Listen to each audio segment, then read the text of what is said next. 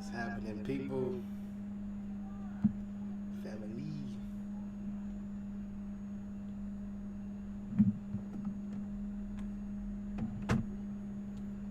So, what I've been at since my last live is that I've been redoing all of the chassis parts uh, because I did a test drive and a crash test on the other chassis, the version 1 chassis, and everything was good other than the front end where these servos mounted for the front end hydraulics.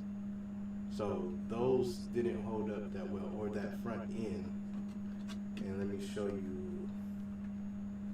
This is the piece that I created to rebuttal that happened. So I went ahead and I secured the front end here and added it into the framework. So when we're installing the servos, they're gonna have some support as far as running into stuff on the front end. That was something I didn't think about when I did my first design, and I was making it look pretty and trying to make it sleek and elegant. But we went a different route, and so this is more sturdy. I also went up a little thicker so that I can use all the brass inserts, and we won't have any problems or issues with that. So let me see. I had to make sure that I had the mic going. Let me see. I got too many mics going.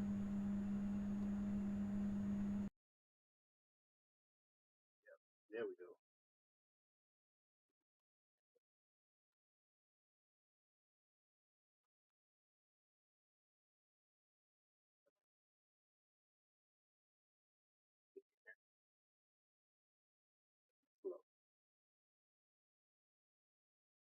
But yeah.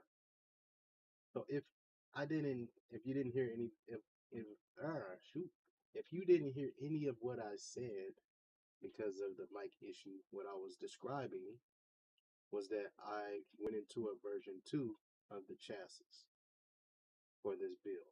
And the reason I did that was because of the crash test, right? So I did a crash test for the front and rear end um, at significant speeds, and I found out real quick that it needed to be more beefy in the front end. So rather than in the old chassis having this to cut off and then having a bracket that sat on the front end, wasn't sturdy enough. So I put this L bracket in here, and this L shape, I mean, into the framework, so that the servo mount could sit on flush with the front of the chassis. And what that's going to give us is a sturdy, that's going to give us a sturdy base for impact if you all are, driving this thing all crazy and can't control it. So that's where we're at now. So I'm gonna get started on some inserts, press this thing in and get it right, get it how it's supposed to be, and just enjoy. I'm gonna conversate.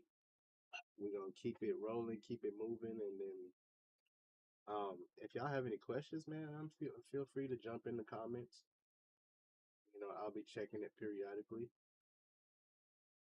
But yeah, let me put something in the chat.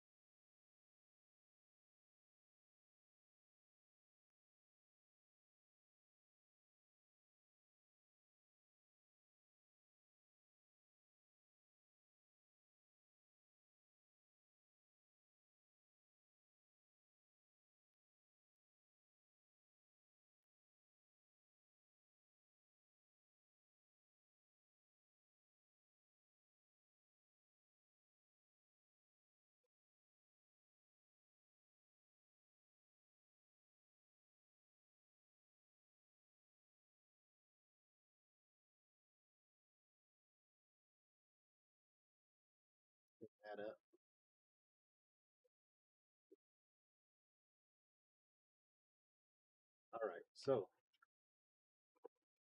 let's get it cracking. Huh? I've been waiting on these to come in the mail. So that Yanni home? no, she ain't here yet. I was waiting. I know you've been waiting. You ain't gonna let her live it down, huh? What? Can you call her at the door? No, I'm not gonna call her at the store. I'm gonna wait. You gotta wait patiently. She told you she was gonna call you when she get home. You gotta wait.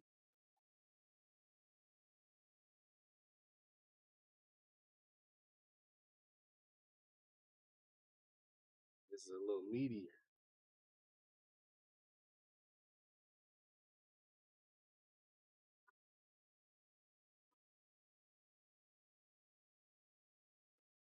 This portion is not as satisfying as it is once I edit the videos.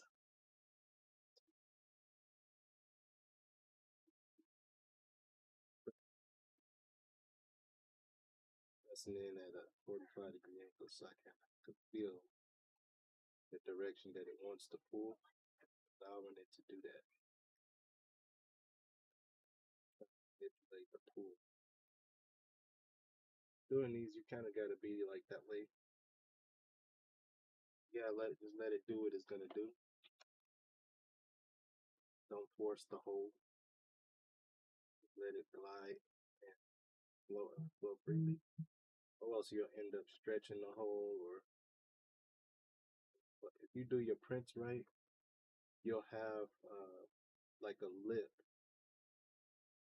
that this insert will sit inside that hole before it gets melted. And so that'll be the right angle for you.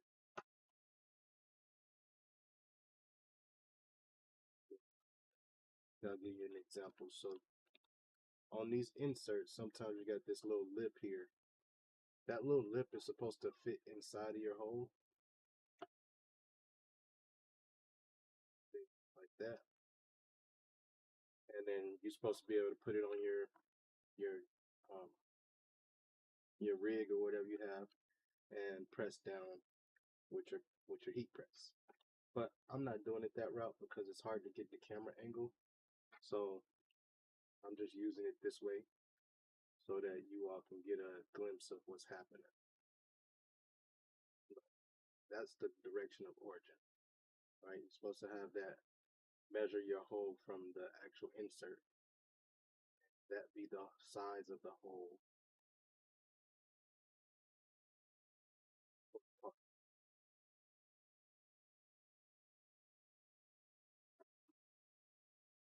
Do like this to make the hole flat, or sometimes it goes flat automatically and you don't have to worry about anything crazy. That's the first installment there, and this is really looking nice. I'm digging away that smooth.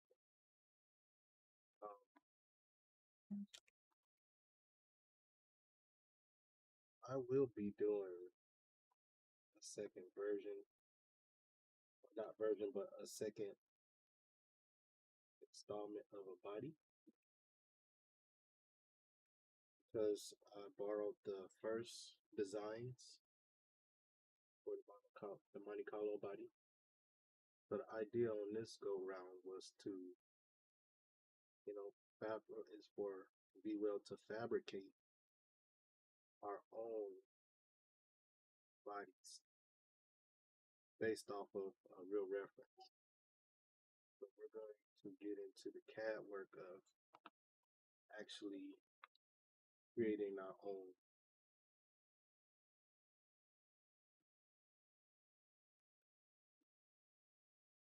We'll see how that turns out.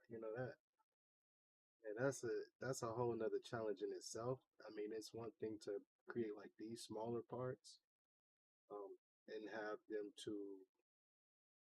fit into chests or fit into bodies that are already on market. But it's another thing to create that whole body part, and man, it takes a lot of work when you're designing those body parts. There's a lot that goes into it. I'm trying to get this without cooking my hands. So one thing I don't show when I'm doing this on the videos is when I'm flipping these parts around to put the inserts on the other side.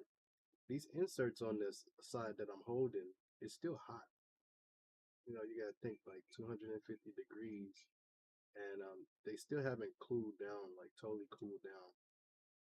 But your hands have to be in that area, you know what I'm saying? And it could be a little hot to the touch, so kind of just gotta be careful there.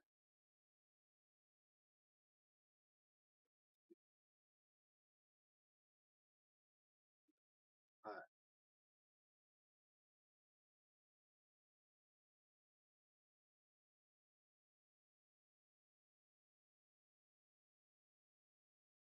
These inserts they're taking a little longer to heat up than the last ones I had, but I wanted to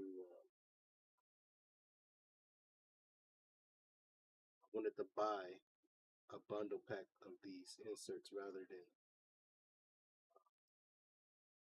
go out and create another order another kit that had various different sizes. You know, at this point, I know what sizes that I'm more likely to use, and a lot of those sizes, like the M5s, I have enough of them, and I'm not necessarily using them. So because I'm not using them, I'm not gonna buy more of them. You feel me? Let's just stick these in. We'll just stick these in and get them lined up. So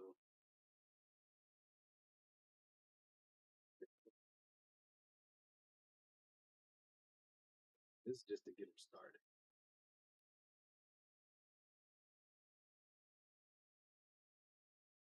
If you do too much of this pressing, it'll make your fingers feel raw too. It's feel a little bit raw. That's with any of the hobby type stuff that you do that's really hands on. You'll get those moments where you're feeling your fingertips. I'll just go up,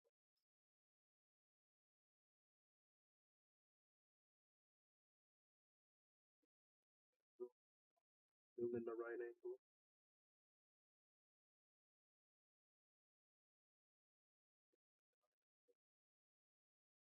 do all the work.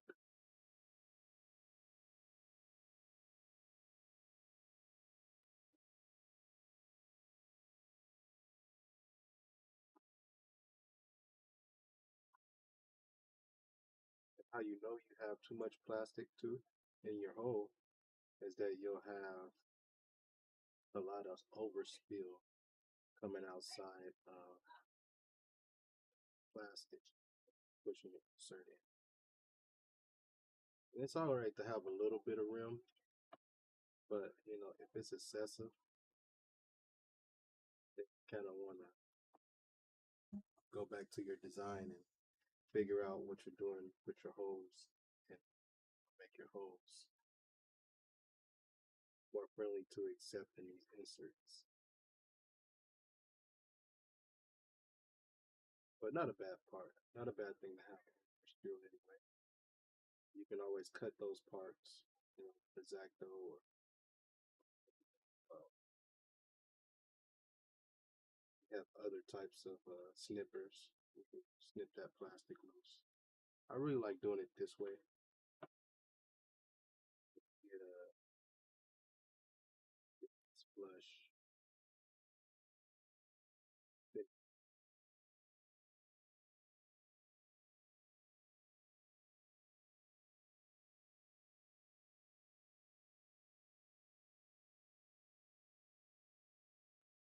Today, since I've been on the live, I'm happy to be on here.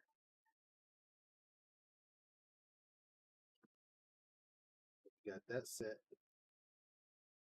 One thing that we have to pay attention to here is because I'm going full insert with it. We have some inserts that we have to put in orientation. So like this side here um, is going to be the inside rail, while the this part here will be outside.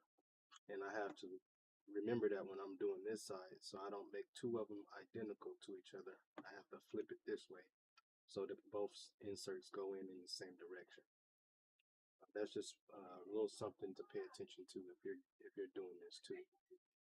Make sure your orientation is right, because sometimes you'll get it wrong, and if you're using shorter inserts than the actual thickness, um, those inserts aren't going to line up with the holes on the opposite sides. So you'll have two inserts, and then one side will probably need longer screws if you're not going to pull that insert out and correct that. So that's just one thing to pay attention to. Um, but overall, we're doing good though.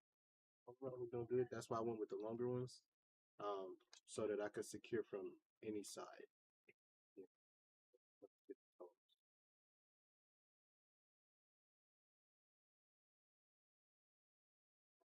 Sometimes, if you feel like you're gonna forget, you can do both sides at the same time, switching back and forth from hole to hole on each part. That can help you kind of remember the orientation as well.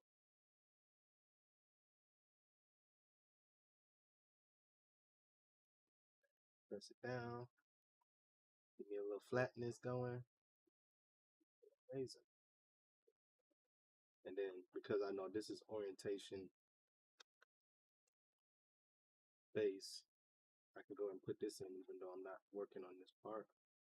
But since I have it already in that orientation, I can do it now. That way I don't forget about it.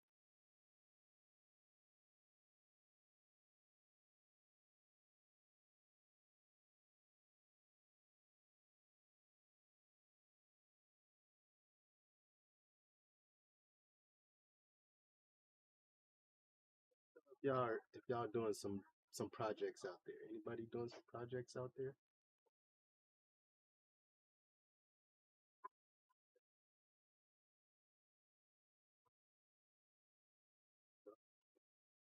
So this one got two more inserts to put inside of this one, and then we'll be going over to do the inserts for our steering servo. So we got the two on the front here.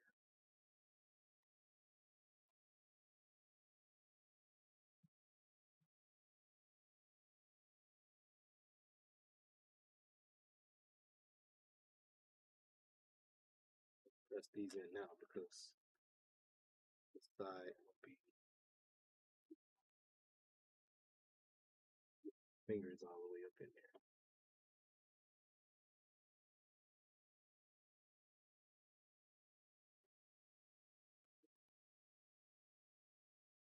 That bottom is set to it.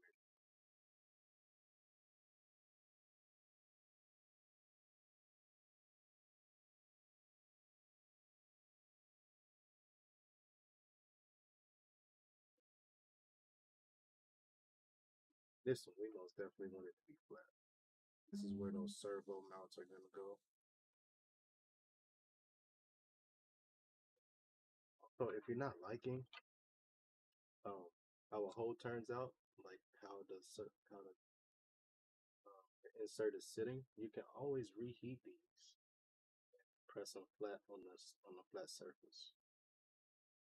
Don't reheat that plastic that's extruding out part.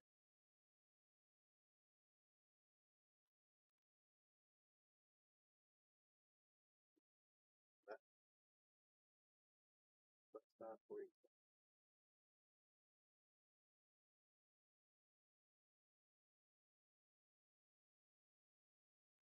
Down and want to go, and then we'll start breaking down that whole chassis. You'll get to see the crash that happened and how small those holes actually were. Those holes was pretty small, and at the time of designing, I really couldn't foresee what was going to happen with those holes. And I guess that is with any design that you're trying to save space on a design and you're creating unique looking structure. like you want you want parts to look unique and you want them to look cool. That draws attention. That grabs people's attention. They see things they've never seen before. But also in doing that, you got to keep in mind that some parts they still have to be functional and they have to hold up to the type of pressure that they're gonna encounter on some RC stuff. And we're putting a lot of juice into these RCs these days.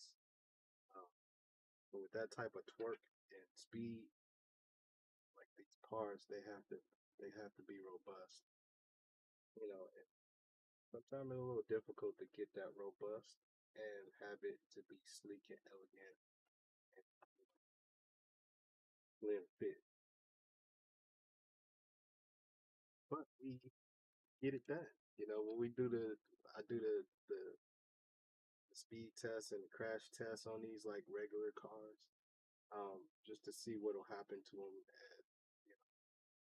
at those top speeds. Because I know like people don't go exactly based on the original build instructions, and they'll put more power in it than you designed it for.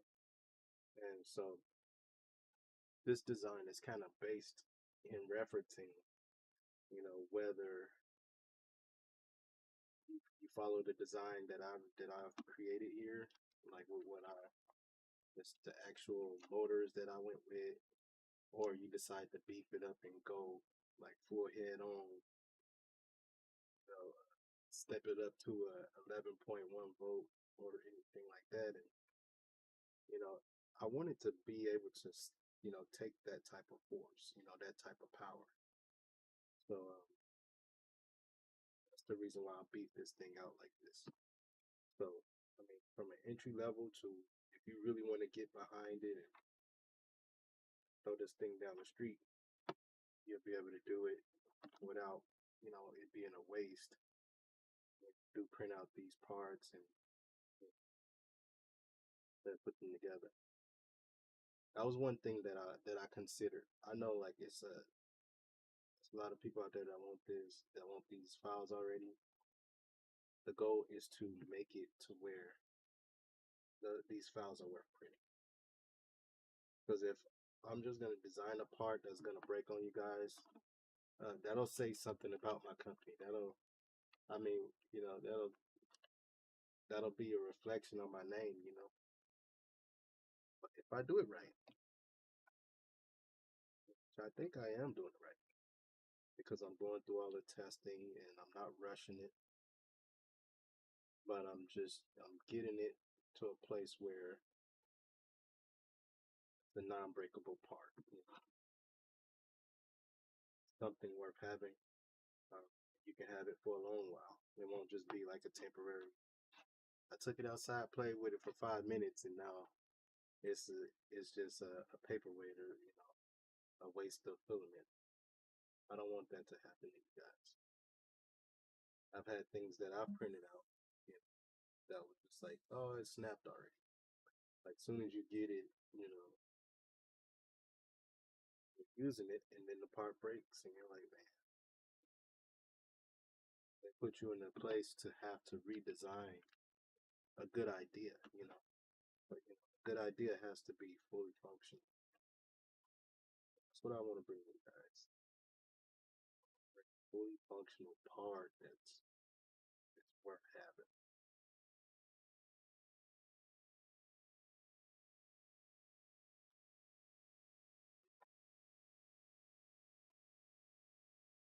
I think this one's going faster than the first one. What's happening out there, y'all? Hit that like so the algorithm can help me get out to more people.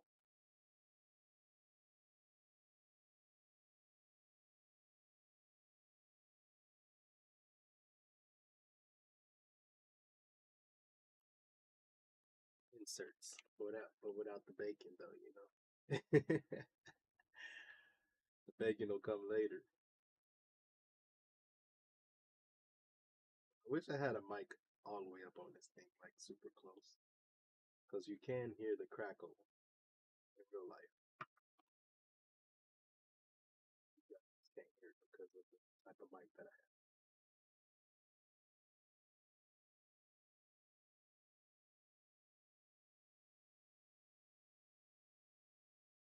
We're doing this. So we redesigned all of these parts that you guys see on the screen, referencing the old parts, but we thought out a whole lot of the flaws that was in the designs. And this is the first go round of those actual parts being put together. It's taking my time getting through it and creating a good product for you all to be able to put together in your own house, something that you can make your own, do for you guys.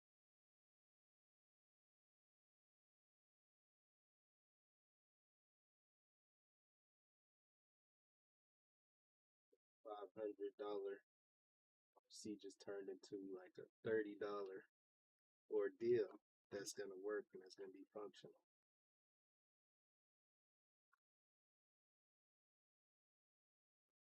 People just want to have fun on their day off or whatever, not serious RCers or full-time hobbyists, those people that can spend all their paycheck money on hobbies. But this is just something that you all could put together. Free time, go outside with the kids, let them rip a couple times. This design has gone through so much change. It's not even funny, but I've gotten it to a place where I'm happy about what I've done with it. Then also, we threw some inserts in there for the servos. So that's another benefit of revisiting all of these designs, just to make, like, to cover every aspect what this build is and make it cool.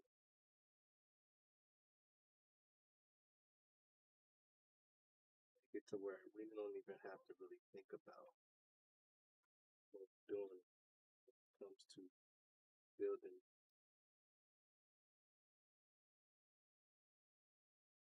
I tried to get it flat, but I couldn't. So I gotta reheat it,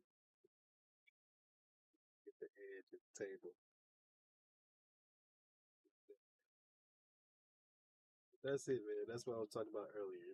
If you don't get it flat the first time, just put a little heat on it, and it'll bring it back in there for you. But you have to be patient, though. That's the overall thing. It's the patience. Um,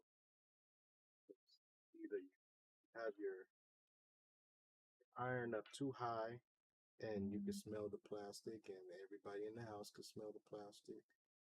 It's cooking, going fast, but that'll be something that you'll have to deal with the whole time. The smell of that plastic. Take your time. You gotta worry about that smell.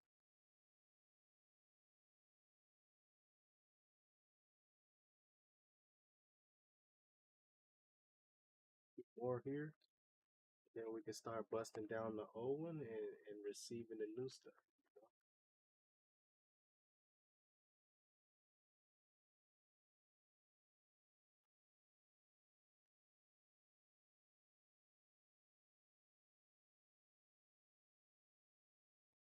This design here took me a little bit. I was trying to figure out how I was going to be able to use these inserts without, having this thing to be too thick for the servo to even slide in there. And then I settled on this thickness here, which I think is like a 0.3 inch, 0.3 inches. And I work with inches, if y'all didn't already know. Not a fan of dealing with the matrix numbers. with the measuring. So inches I can remember, and in my mind I know what that looks like. So that's why I do on the inch scale. Downfall of that would be like somebody wants to hire me, they're dealing in millimeters, and I'm like, oh shit.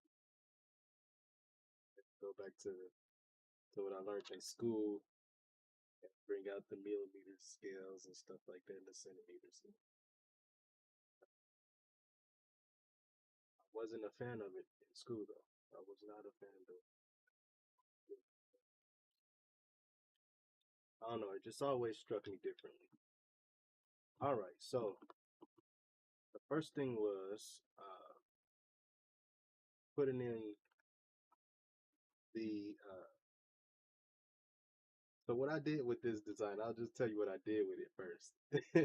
So I made an insert sleeve here on the side where the receiver can slide into the side of here, and it kind of just would be secure. Now that first design that you all saw was the receiver sitting on top where this was, and then at the bottom there was all of this space that was open because I thought I would need more space for the to figure out the steering servo and the swing arms and stuff like that. But and then after I put it together, I realized, man, I have more space than I thought I did. So I was able to get the ESC inside of the middle and take the receiver to the side. So we got it all in one spot now. Um, Another thing I was worried about was the weight of it, but now that I have it and I did some calculations, I realized, man, I'm overthinking a lot of the mechanics of this build. I was kind of overthinking it. When you overthink, sometimes you don't do what you should have did in the beginning because you're scared, that it's not gonna work out. You're gonna waste some filament on the prints. But that's not the case though. That's not the direction it went. And I'm actually surprised that it worked out this way because now I can do what I need to do, and I don't have to worry about going back to this design again because this should be where it's supposed to be.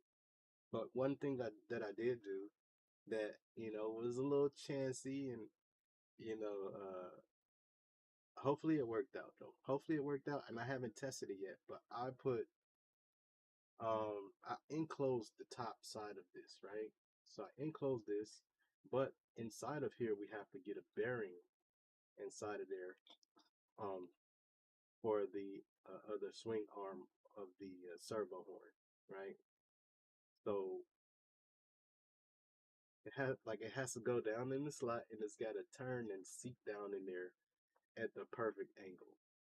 And I chamfered out for it to happen, but what it all gonna have to come around to is we just got to find out if it's going to, do like how I designed it to do. Y'all see that hole in there?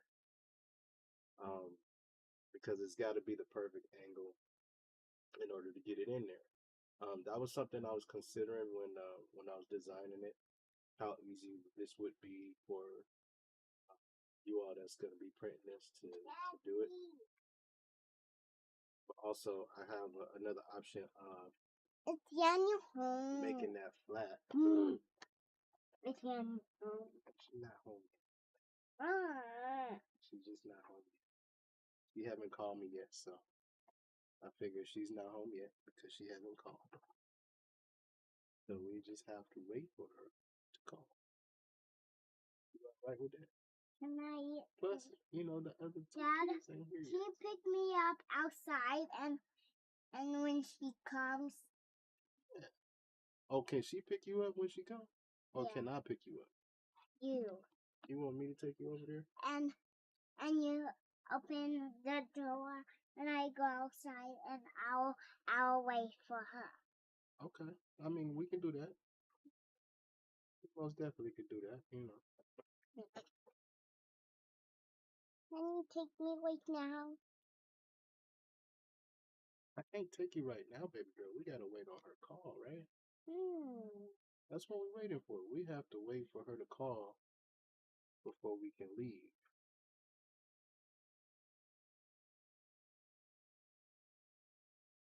Papa Yoshi. Papa Yoshi.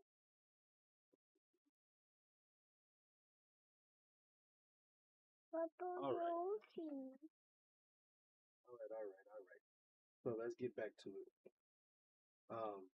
My second option, and hopefully I don't have to come back to this design, but if I do, it'll be a flat side on the back end there. It'll be a deeper hole here, and then I'll create like a spacer ring that can go in between um, those two bearings. So that would be the second option for us to look into. Um, which I mean, I probably should have did it that way from the get go, but I have to be complicated and not think it totally through. But that's here nor there.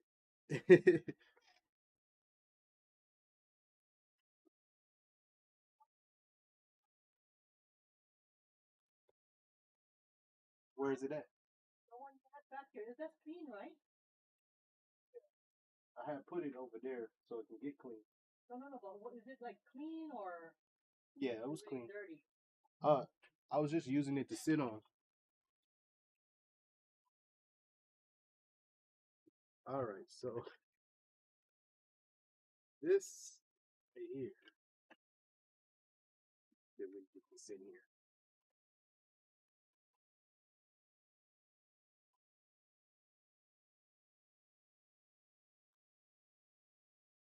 This is the first design. Crazy design, but it worked for the time that it was. Did what I needed it to do. This is the crash fail. You can see this part here snapped loose because it was too thin. Actually, the screw um, surface was more than the sides holding the screw surface. And then the orientation of the print was another thing. So when designing and thinking about these things, that's what will cause your prints to fail. It's those small details like that where this broke or loose on that crash test. Something I didn't foresee. Perhaps if I had another structure at the bottom that attached, that it could brace onto the differential, that would have made this more sturdy. So rather than doing it this way, we made that L shape happen. And now it's so robust that we don't have to worry about any of that anymore. What we're going to do is we're going to take all of these areas, we're going to take them apart, and we're going to install our E2 version of this chassis. It should handle all of the issues that we had before, right?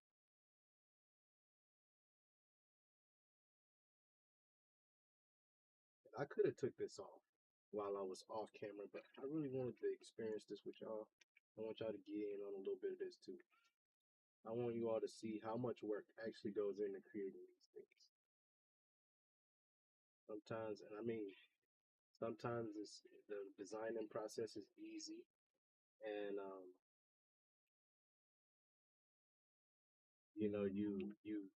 you create an idea and it comes together and it's really good.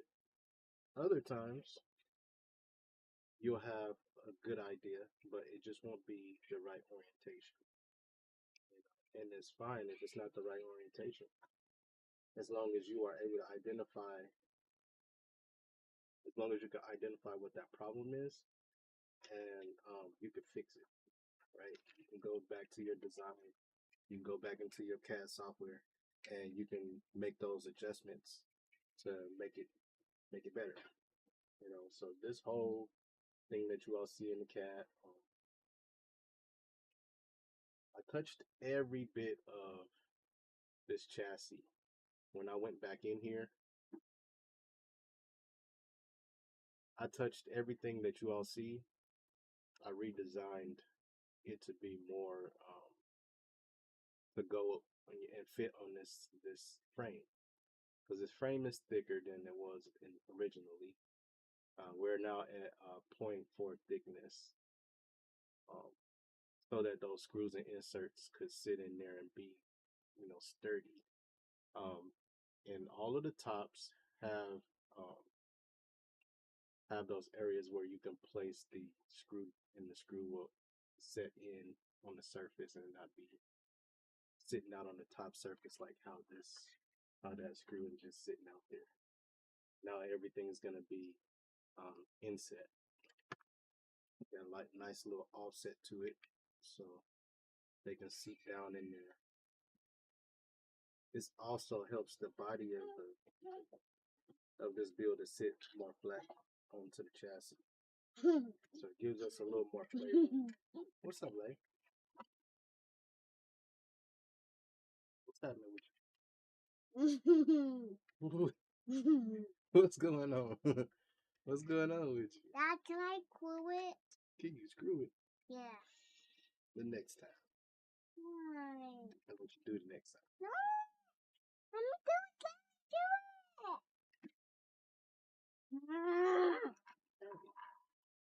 I want to glue it on.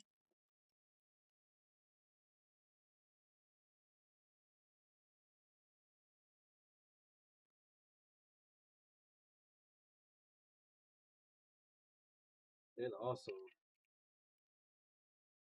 those inserts are going to help me out a whole lot with these screws.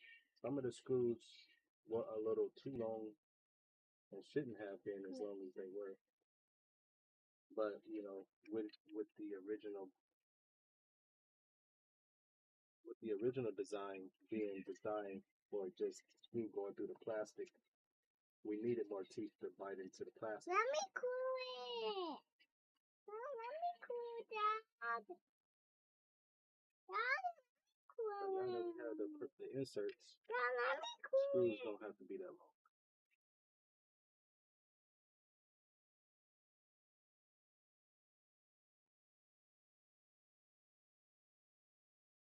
You got it? Good job. Good job. Yay. Yeah. So this is the whole back end, the whole chassis. I really gotta change that camera. Here, hold it down. You can set it down there if you want. I need more. Okay. I gotta get more lift on it.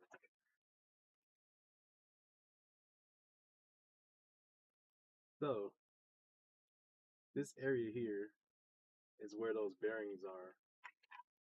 On this design, we were able to get inside of there to that nut. I just made it a lot difficult for you all by doing this design this way. So please forgive me. If I release it this way, please forgive me. But I'm thinking of something better, and I should have did something better. But you know how it is when you get tired and your brain starts to malfunction on you. You stop thinking about those ways that you can make it better, because you just want to get it done.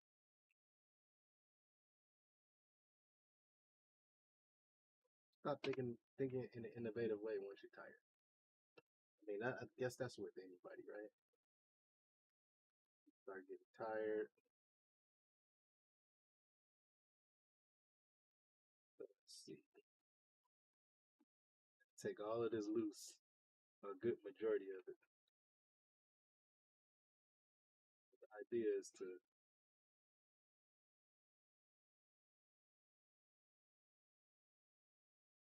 give y'all a visual. Like this is gonna be y'all one day putting this thing together, and y'all not gonna have me there to do it. It's gonna be y'all figuring it out.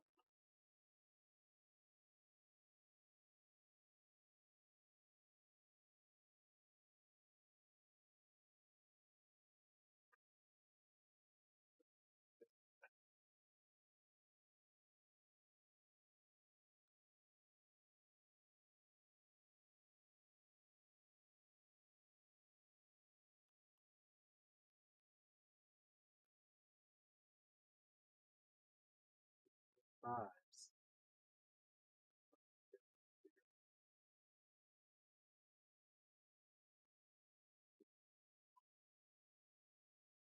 Crazy.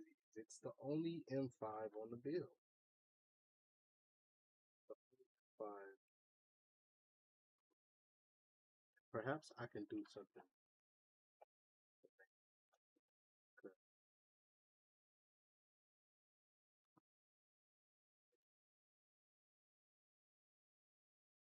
This one right here.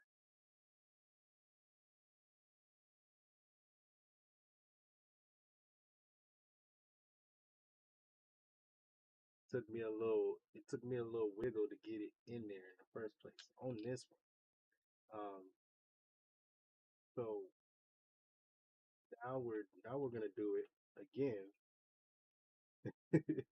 but only with limited space. And this is gonna be interesting. This is gonna be very interesting. Let's see.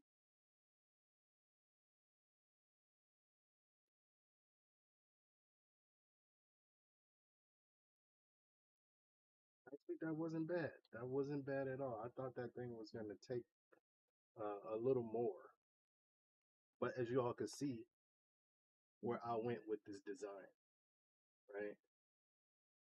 I was wasting all of that space in here. And to have that just sitting open like that with nothing there was kind of counterproductive to what I was trying to do. So we had to really find out how to center this amount of weight right here. Because this ESC, it's a nice little weight. It's got a nice little weight to it. But to have it off to the side of the chassis the way I had it was, throwing off the weight.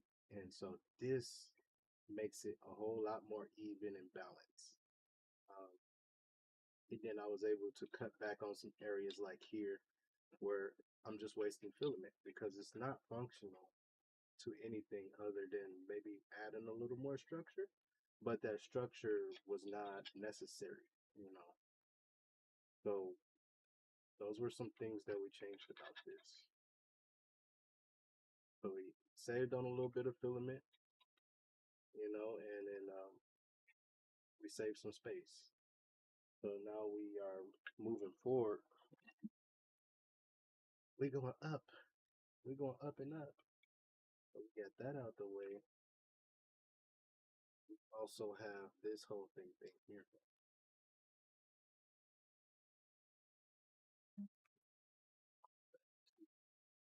But actually, let's try to get this pressed in before we start on this portion. I can see this full desk and how crazy this looks right now. Maybe I will could bring up the camera so you all could see a little better how this is coming together. Instead of coming from the bottom, I can come from the top. It's always a wild card dealing with these cameras.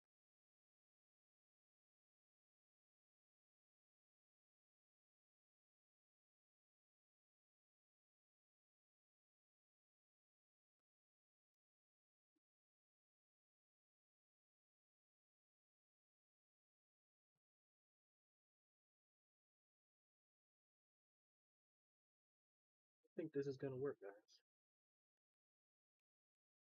I think we got a winner. And real talk, I was just trying to get it close enough so that y'all could see.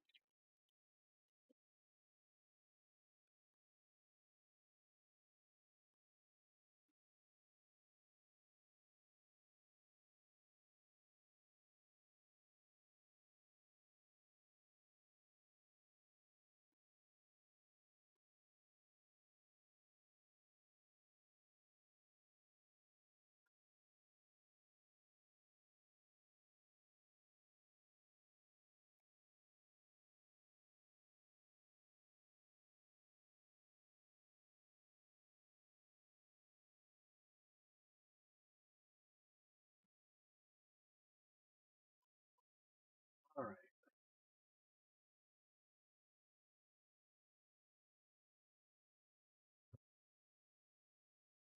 Over.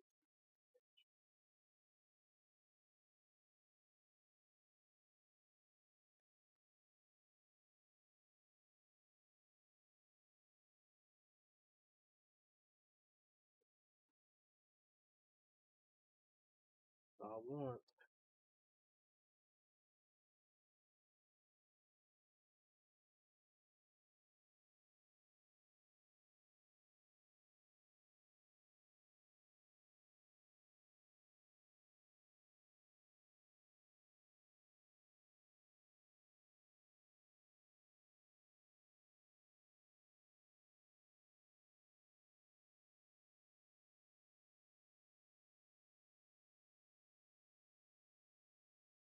That's it.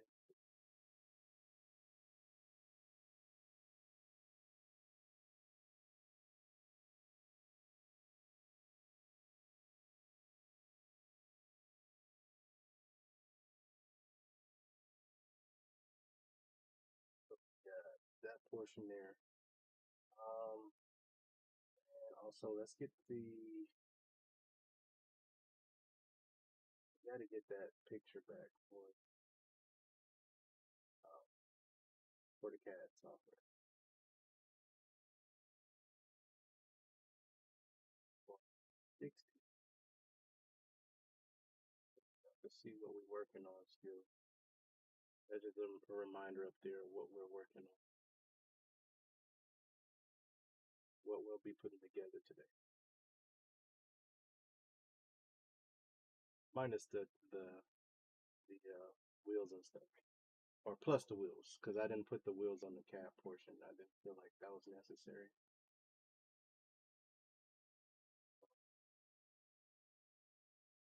Now we're where we need to be.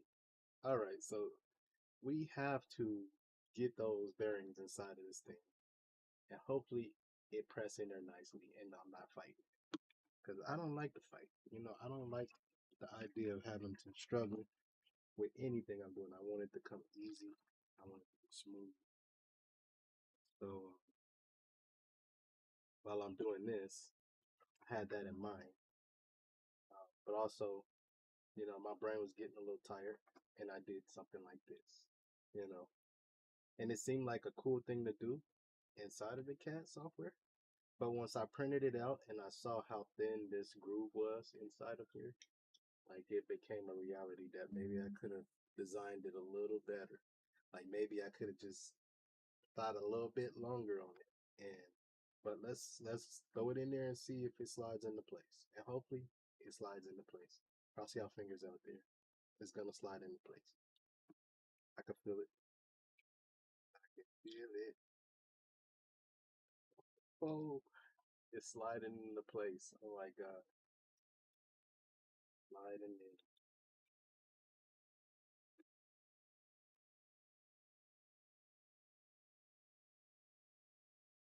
This is in there, y'all. Hey, hey, hey, I'm excited though, because I wanted it to I wanted it to be easy, but that was just like, wow. I wish y'all can see this angle where y'all can kind of see it. It slid in there, so that was perfect. All right, so that's nothing that we're gonna have to worry about later. That was awesome. But on the flop side, a real challenge, is going to be getting that nut down in there and finding a way to secure it while we screw this thing on. So that, don't hate me for that. Don't hate me for that, please. Love only. Love only.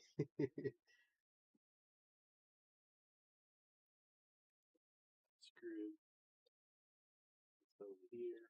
Daddy, What's happening, Lane? can you pick me up? I can't pick you up because I'm live and I'm doing this. What you need? What's going on? Gum. Gum? Gum. Gum? Yeah. Hold on. Let me get this real quick. what I did here for this servo horn is I just printed out beefy and thick. Right? Make the hole big enough to be a direct fit for the plastic to fit right onto the screw. Like there's no play inside of this part here. It's just the screw had to screw into the plastic and then kind of hold it firmly. So this part here, we didn't need it to do any free play because we have the bearings to do that part for us. So we'll plug into, the bearings.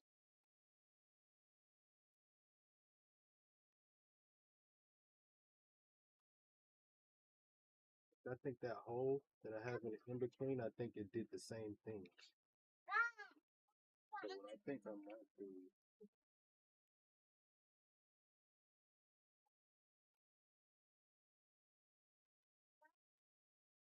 what would be awesome too though, and I didn't think about this, but maybe if I did like an insert inside that hole, then this would just screw into the insert, and we wouldn't have to worry about putting a nut back there.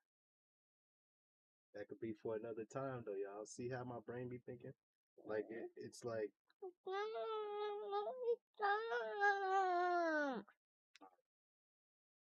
we got that portion there. We have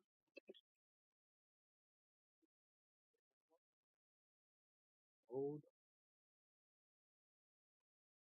what you want.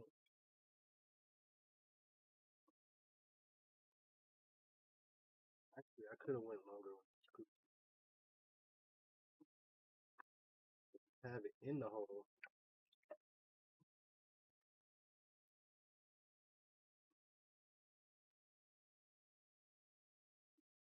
But it's also as I expected. All right, so this is what I'm gonna do. I have to drill out this hole, and I didn't want to have to. I don't want to have to do that to any of the parts. But see how easy that came out? That's really nice fit. This hole right here, I made a little too tight. So we're gonna drill just a little bit. Not a whole lot, just a little bit.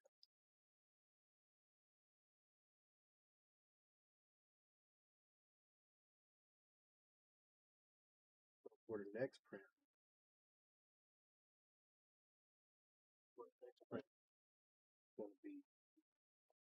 gonna address that.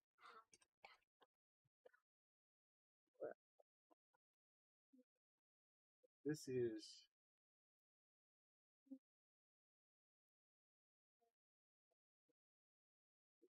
superior to that other design, without a doubt. That wasn't even enough. That was just enough to create bird. I'll get you in a second. It seems like whenever I go live is when they just do all these things for me. Come now. Come now. Come now. Come now. Hold on, Layla. Oh, baby girl, Layla. Come now. You.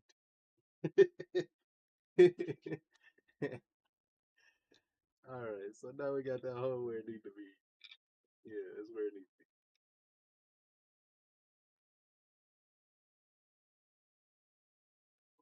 Challenge, man. The challenge is dealing with this small M5 screw. Because we did go a little beefier. Hopefully, I got a longer M5 screw.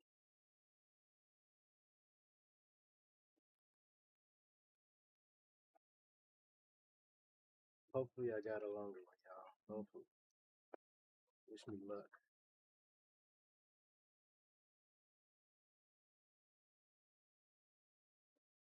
Don't know, I might have to cut that. Oh, this.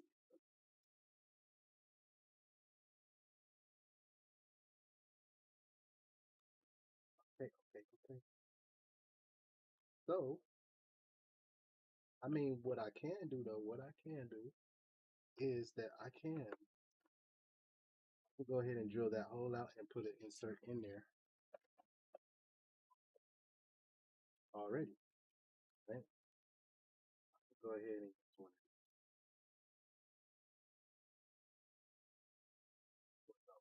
go too long as well.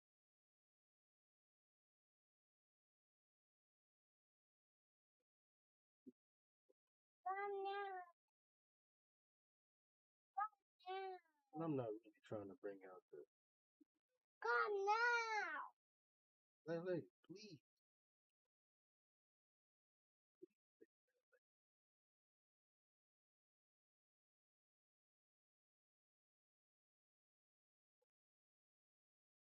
But see, if I were to do this, I still wouldn't be able to fit here. These are the small challenges to consider.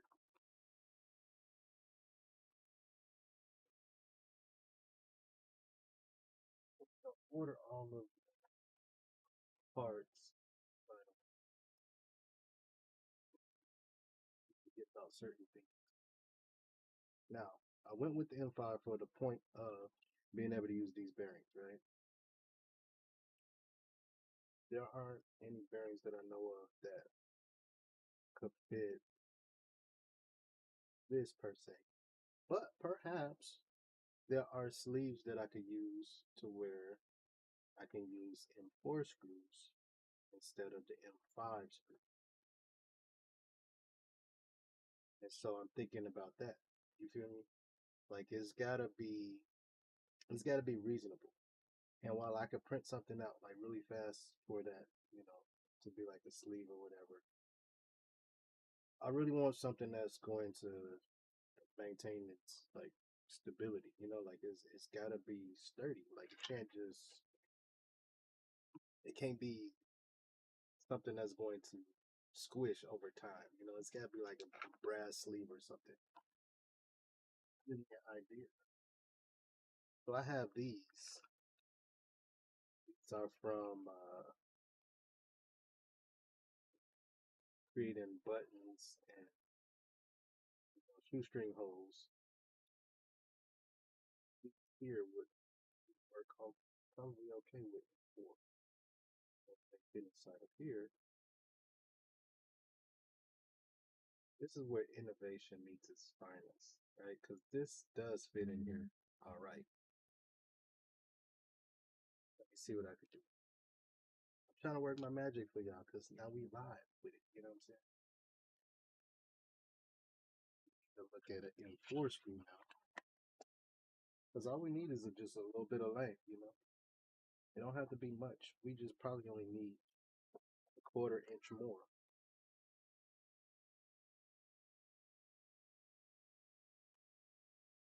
Or that's helpful. My next question is why does the M5 screws look so much more thicker than the M4s?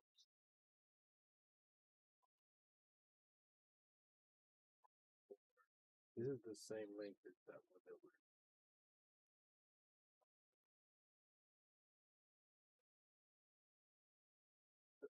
pull over here. I ordered this kit. 30mm is the shortest that we have. And we got the space to do it too. We have the space to be able to use these.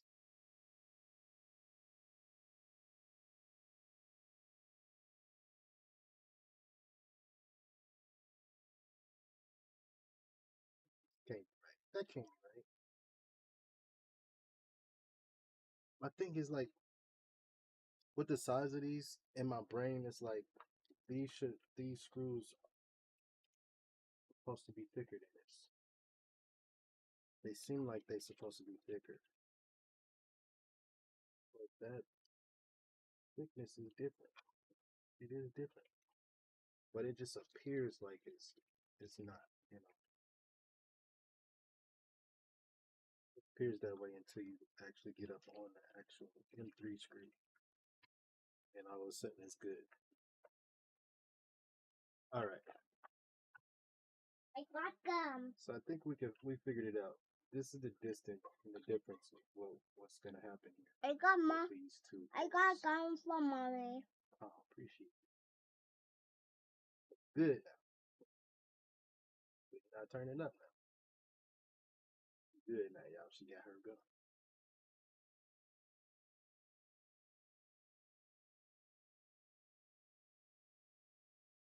All right. So, well, if we not improvising, I don't know. So this sleeve goes in here, right?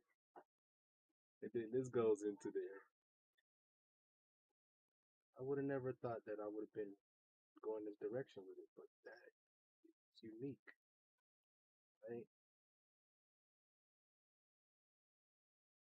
Station at its best.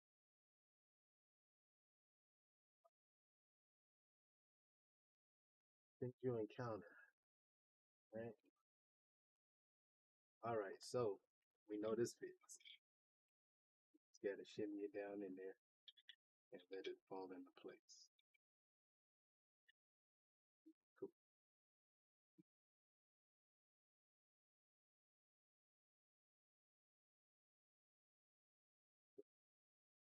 Keep going for the inside now.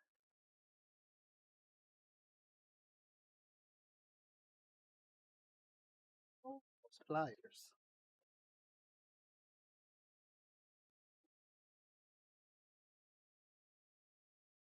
One thing I hate is to be jittering around with something and trying to get it to fall where you want it to fall, and having the tools and not using the tools to do it. Sometimes I fall into that category. Sometimes I'm just like I'm trying to put something somewhere and then I'm doing it and I'm doing it and I'm not using the tool to do it right.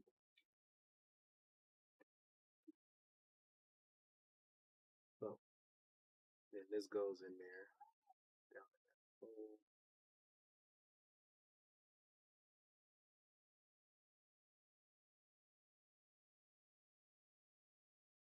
Actually surprised at how well this is going, y'all. I'm not even gonna lie. I am surprised at how well this is going.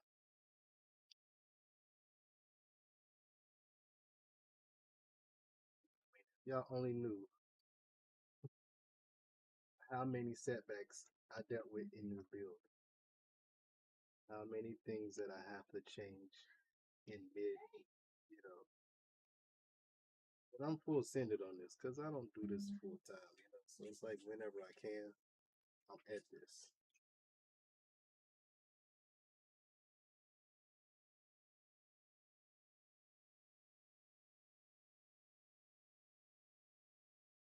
Now the challenge becomes that little screw or that nut, right? That screw on the nut. Get that on the screw. I think I got it. I think I got it. Oh, I got it. Hey, I'm getting lucky today. I don't know if you call it luck or bless.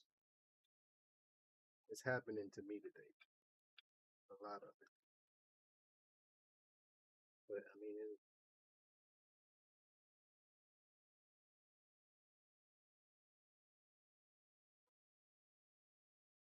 you got it. Just put something in there to hold it from spinning now.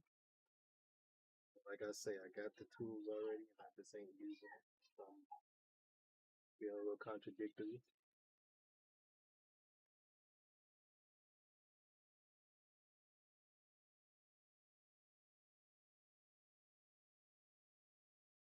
That's what we need right there. That's it. That's all it took. See? I mean, a little excited because it's moving. It's moving how it's supposed to move right now. So our next step is getting the servo in here.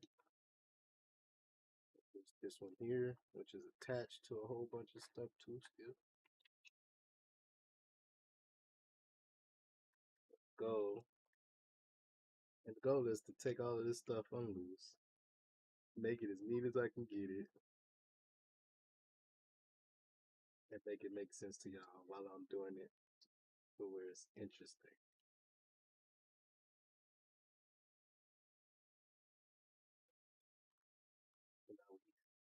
And I didn't want to pull all of my wires loose from the receiver. So that was another thing I was thinking about. This portion here, and hopefully it slides in nice and easy. Smooth.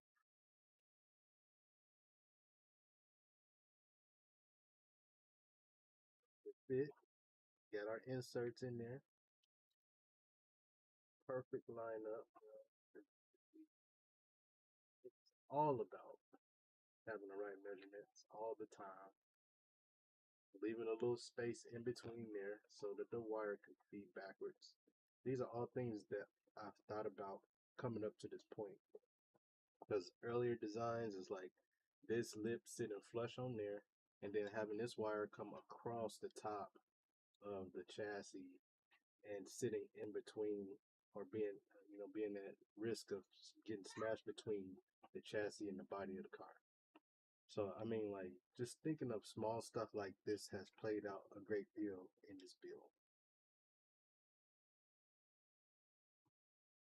Now we got the smaller screws, like literally we don't need a lot of what we was using before. Like, look how this is I think this is a half-inch long screw, but really we don't need a half-inch worth of screw anymore. We really don't. We can pull out the quarter-inch.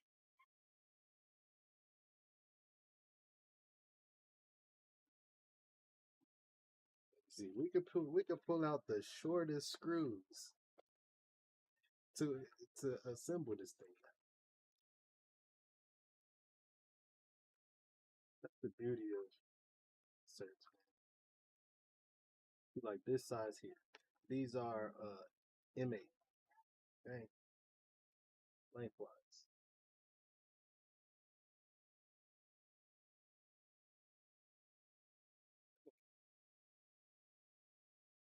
We got a lot of them. Go that length. Got those, and we got a bunch of them because we didn't use any of them during the design. Then we got the M10s. So I think those are M12, which we used a bunch of them up. But during the process, we just want to get the right equipment, and figure out what works the best, so that we're not wasting screws that for different parts of the build. So we take these off. I was using these, still using the,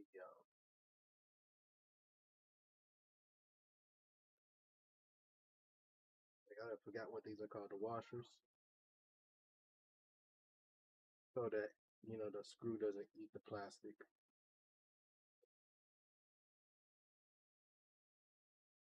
Substitute. Thank me for my honor. Yeah, it's better. It's Veterans Day. Oh, that's tomorrow. It's my day for sure. Thank me for my honor.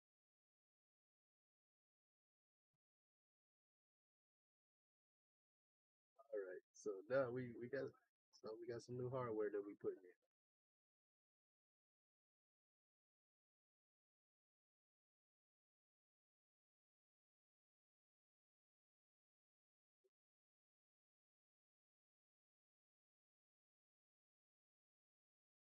These don't have to be screwed down super tight. Some people, they'll kill the plastic, and the plastic is already open. All you want it to do is just secure to where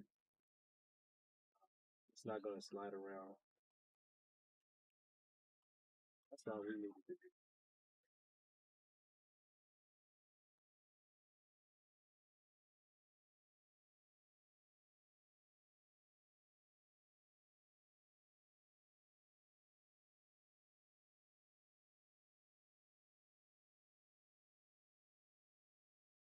Go. There we go. There we go. Right there. There we go. Yo. Oh, there we go. So we got this portion here together perfectly. Change anything about height on it. The height might have deviated a slight bit because of these spacer rings that we have. But we can also, if we go all the way down,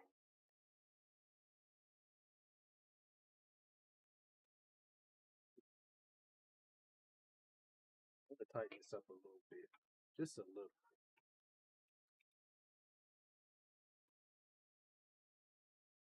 Not to be a whole lot. I just want to get rid of that blade that's in there.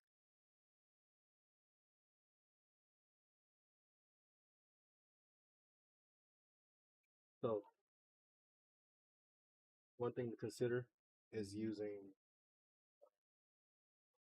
pipe lock on that screw there inside of here, so that it doesn't back out for any reason. But if you're using nylon locks, what's up, Dre? Then you don't really have to worry about that part. Are you on live? Yep. All right. So now that we got that, you can actually put it in here. Utilize this. Man, and another benefit to having this is now I know what the front is versus the back. Before, I really couldn't tell the difference. And so sometimes I would install and be in the wrong direction with it.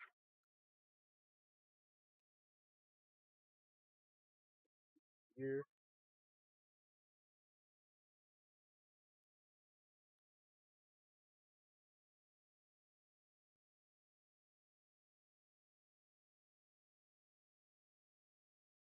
Make sure everything lined up before I get it together.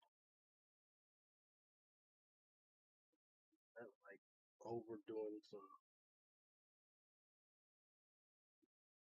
like that. So see, this is another screw that was a little too long for what we are doing here. And because we inset that, we want to go with something smaller like these. Probably not even these. I mean, we could do.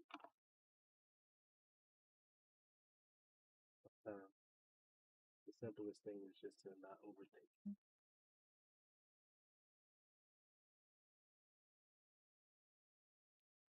This cord here, right? In the area where it can get pinched.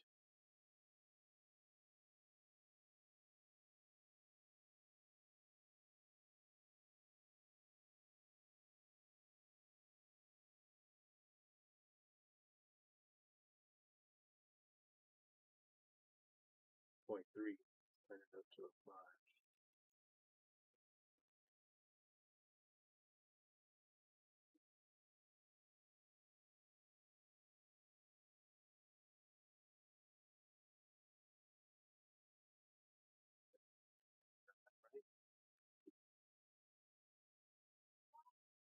The part about this, it just slides right into that gap there.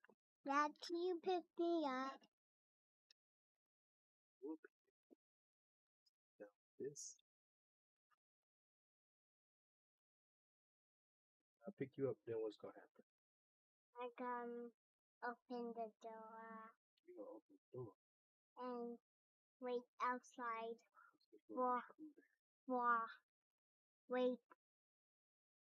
wait for her outside. You're gonna wait for her outside? Yeah. You gotta wait for her to call first. If you go outside, you're gonna probably be waiting all night because she ain't called yet. No. No. Oh, let me check my phone. He's calling. He's calling.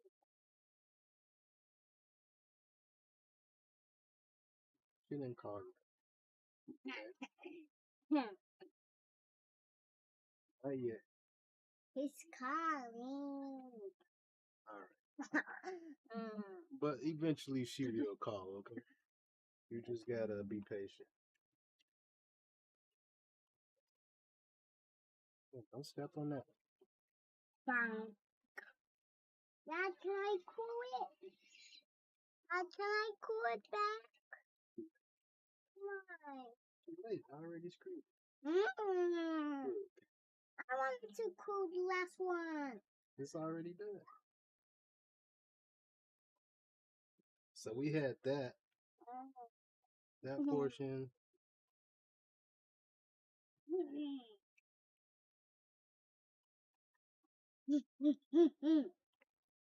We'll be getting into this front assembly part.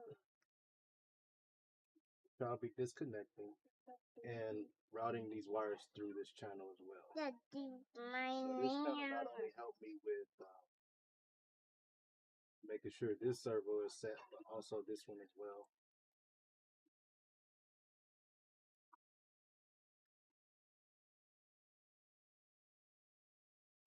Making all this to do.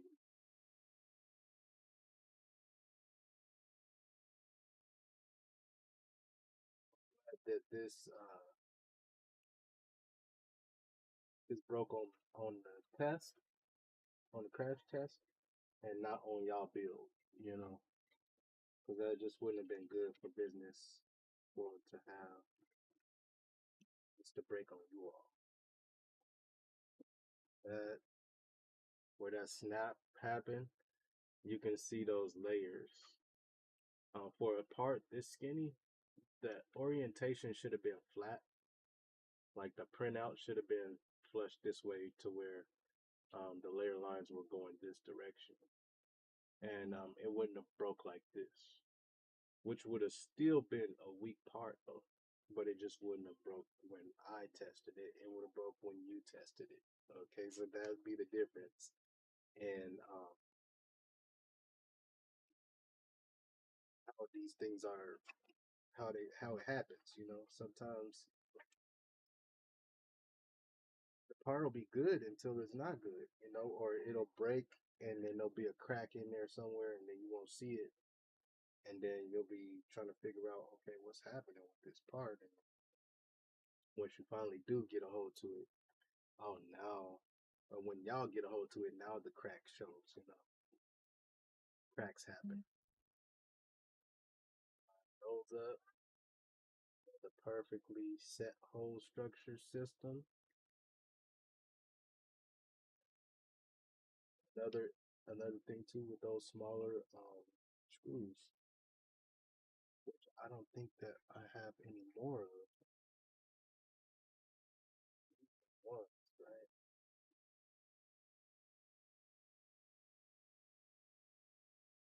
I think I use a lot of those up on the axles. We might have to go.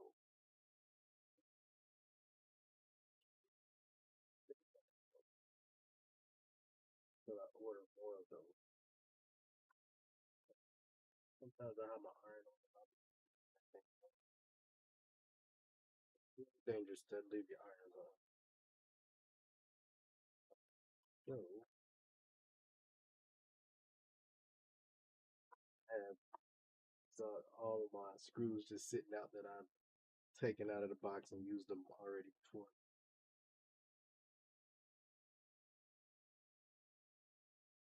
So let's go with these ones for now. Okay.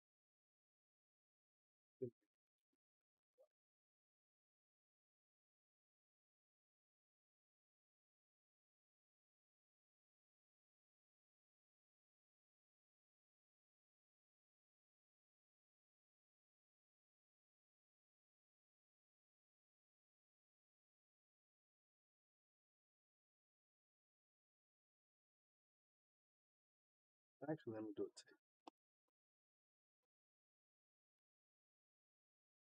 Double check.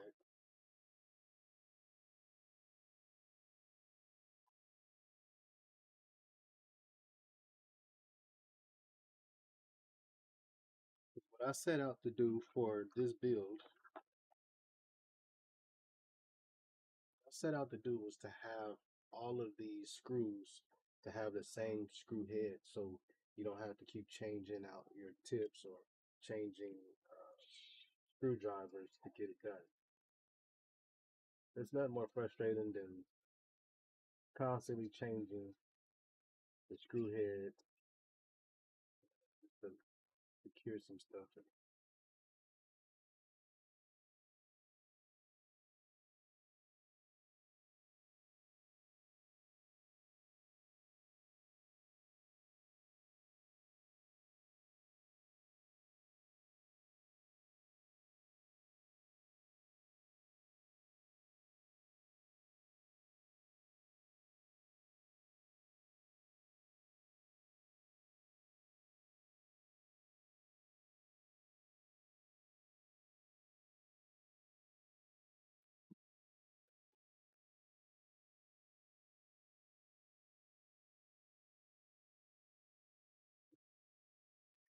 Servos.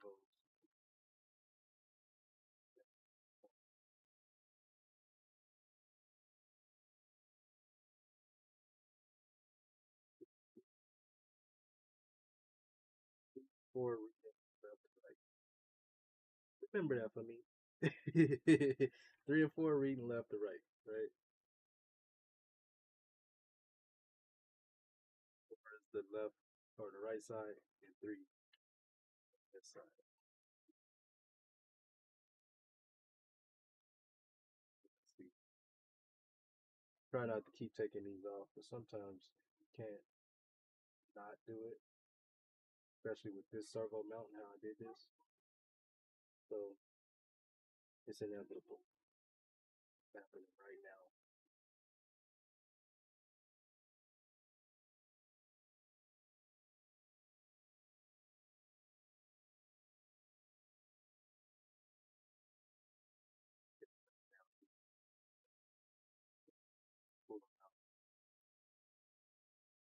Also have thought about, but that's not a bad idea to heat put heat inserts right here so that it can be screwed in that direction. Let's do that, man. Let's do that. Let's go with it.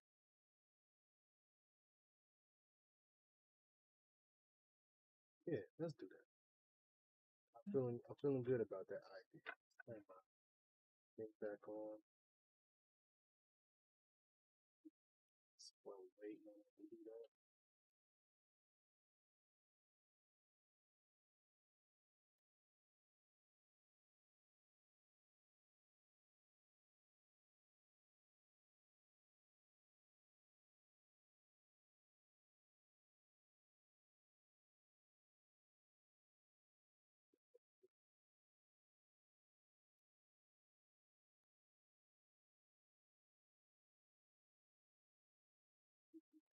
Station.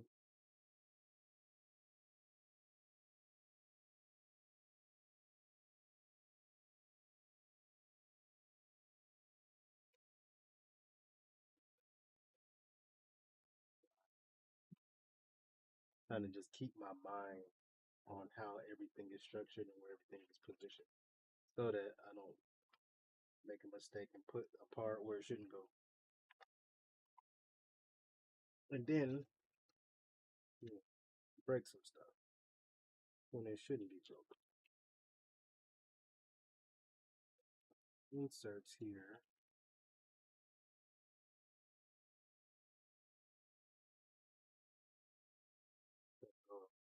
A little bit underneath the thickness of this thing.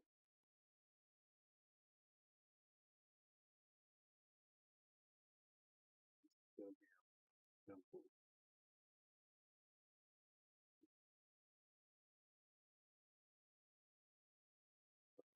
I'm actually thinking I should go the opposite direction.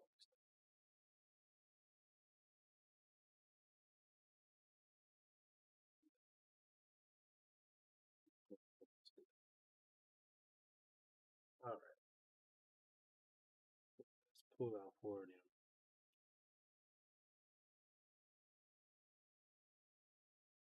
ones are shorter than the ones that I use for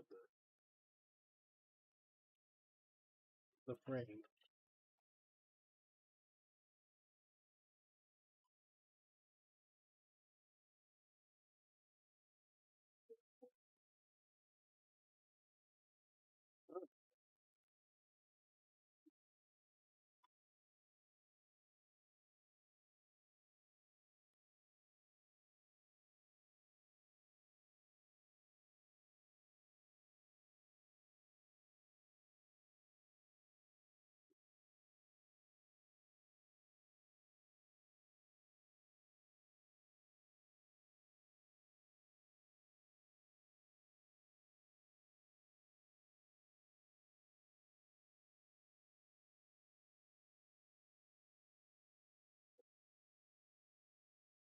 Dad, look at this winter. Honey, look it. What is that? What? Touch your foot? How'd that happen? What'd you step on? No, Yeah, you cut your foot, baby girl. Come on. you saw me? They didn't see you, but I'll be right back, y'all. Wavy. Cool. We need to put alcohol on it. Is it gonna burn? It's possible.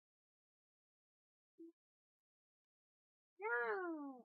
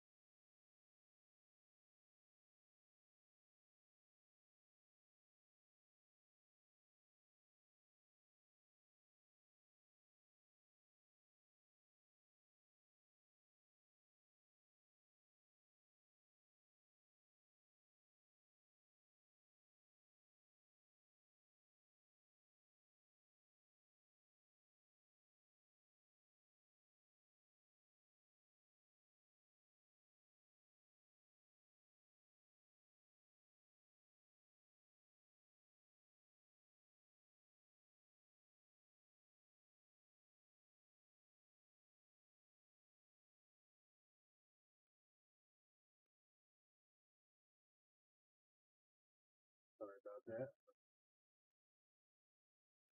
Bit of a band-aid.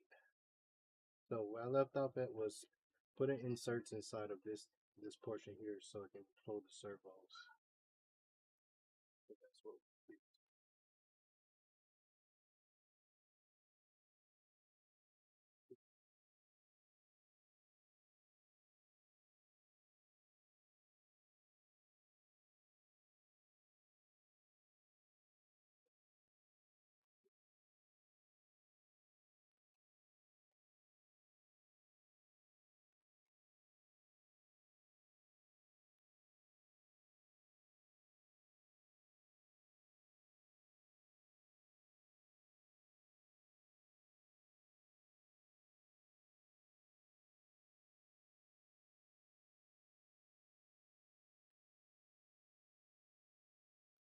What Papa's house looks like.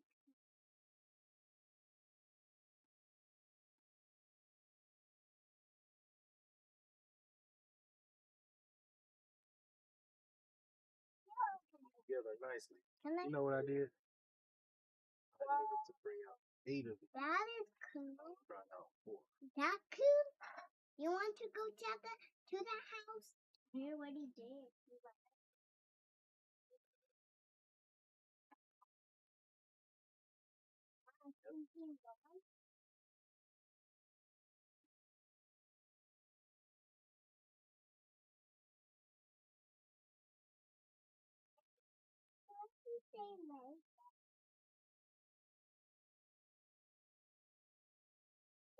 They.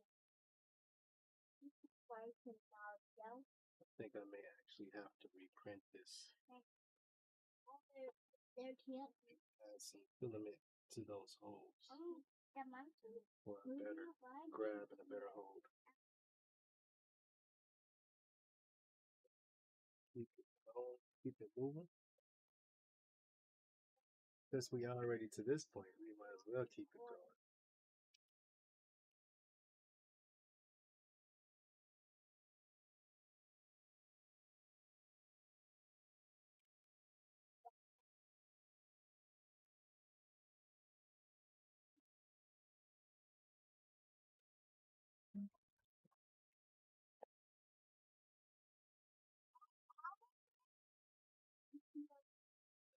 Cool part about these things, these inserts, are they're really inexpensive.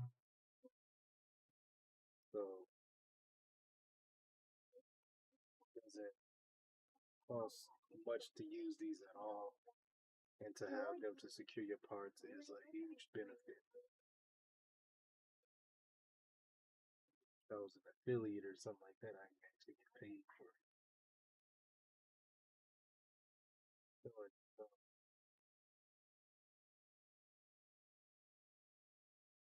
Mario game.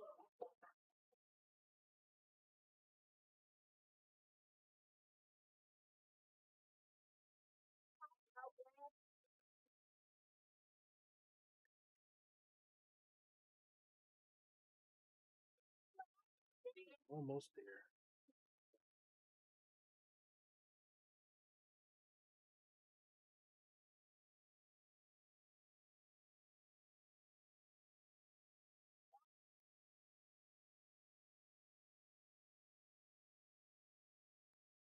Mario game. Shiny. Real shiny look, we will cut that off.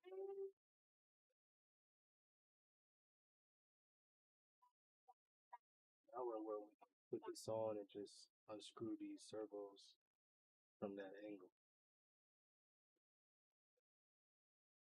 To fight that nut off the backside every time you want to take it off.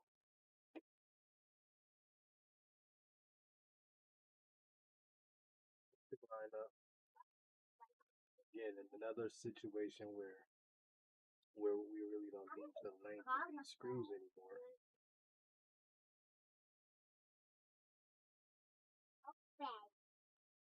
So going back into the bag of the short screws. So throughout this build, I've changed screws around a bunch. From longer screws to little screws. I'm doing And that it's to just, the wheel. it keeps changing based on the thicknesses that you're working with, It's not, I can't. how you're going to fasten these things together. Makes a huge difference. It's not hot anymore. I didn't make it hot. I turned it off hot. Now we got 8 more of these coming out. Oh, is it wet? It's 2, 4, 6, 7. Why is that? 8.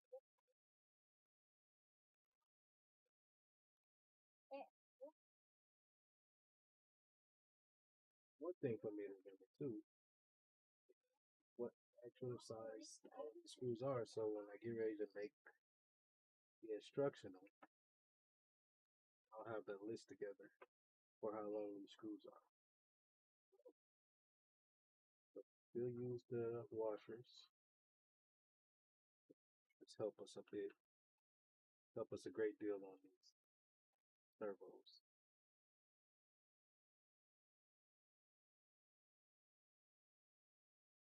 And we're not trying to kill the plastic. We just want to secure the servo and stop it from moving around. Which, 4 screws does a really good job at that. So tighten it down to where the plastic is bending, or, getting ate up. Just bare minimum, finger, a little over finger tight.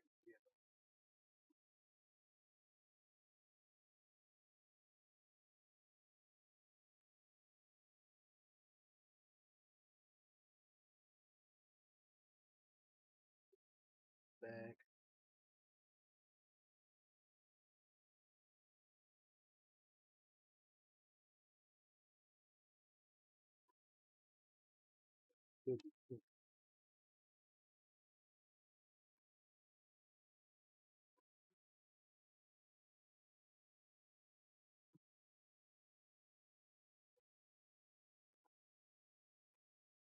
Case.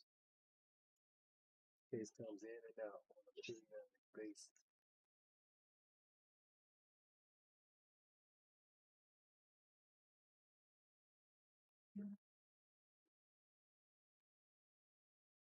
That was the key. So when I secured the servos to the original, I don't think I used all the screws to secure it. So when I use the washers, I have like 4 screws to use those washers on. So now I'm missing quite a bit of washers. That was what happened. It's all right though, because we doing it. Enough. We got them. We got everything we need pretty much. So just keep rocking. Keep rocking now. I meant to upload a video of me creating the wheels as well. If y'all saw the lives I was trying to do with printing these wheels, I was having issues with the machine not printing, and I figured out what the issue was. That was quite a bit going on. So I had my pressure sensitivity jacked up. Also, there was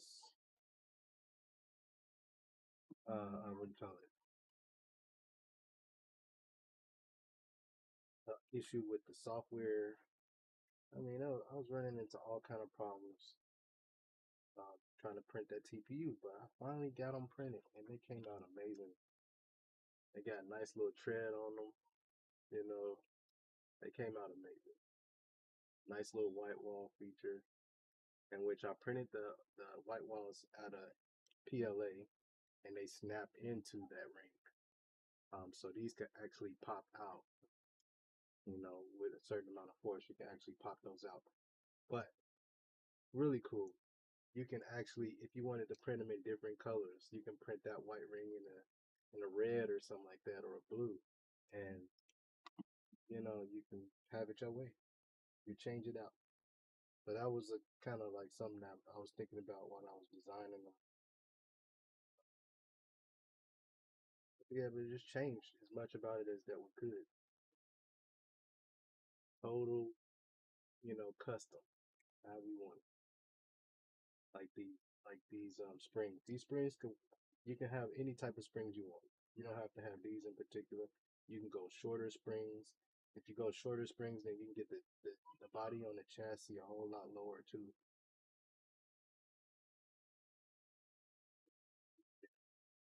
We have one screw left. One screw over here. One long screw that we don't need, right? That's why the washer was missing, because I only had that one left over here. Out with the old, the new. That's that broken part there that we're looking at. The part that failed the crash test. Oh man, but hey, it was a thrill to have this design for as long as it was until I did the crash test. But also, I'm glad I did that crash test.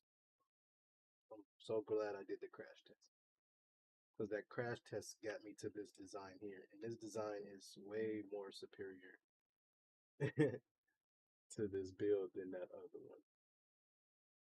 Look at the neatness on that thing. Mm.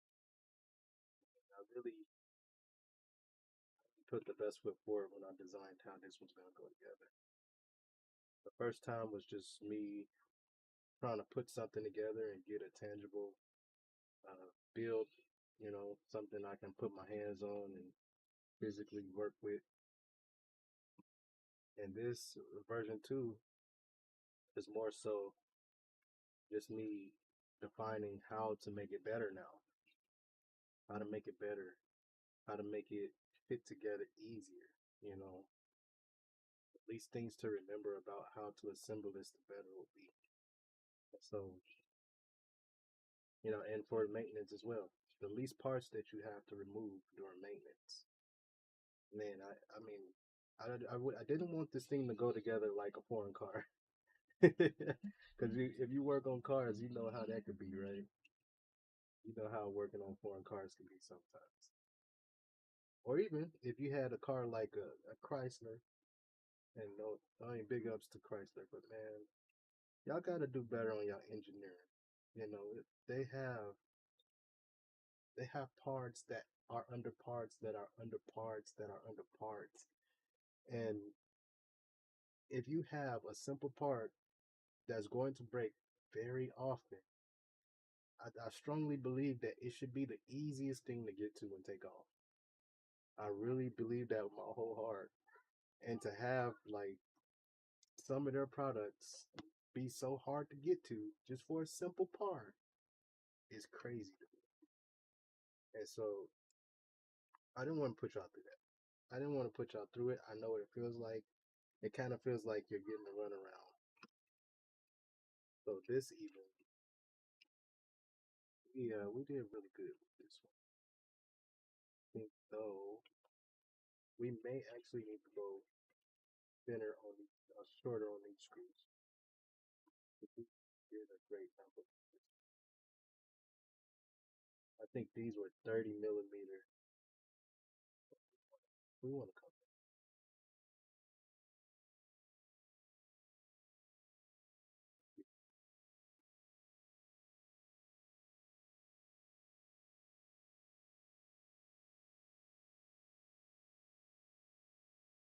It's got to be in between, right? There's got to be a screw in between this and this.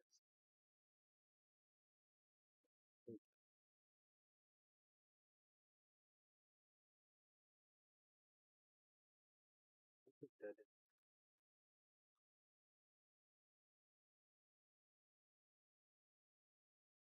the matrix again. You didn't times. I think these are 20s. 20s or 25s.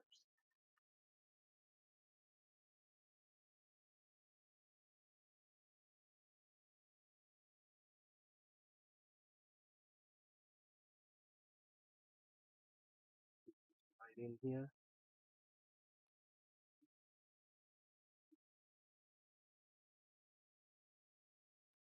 Oh,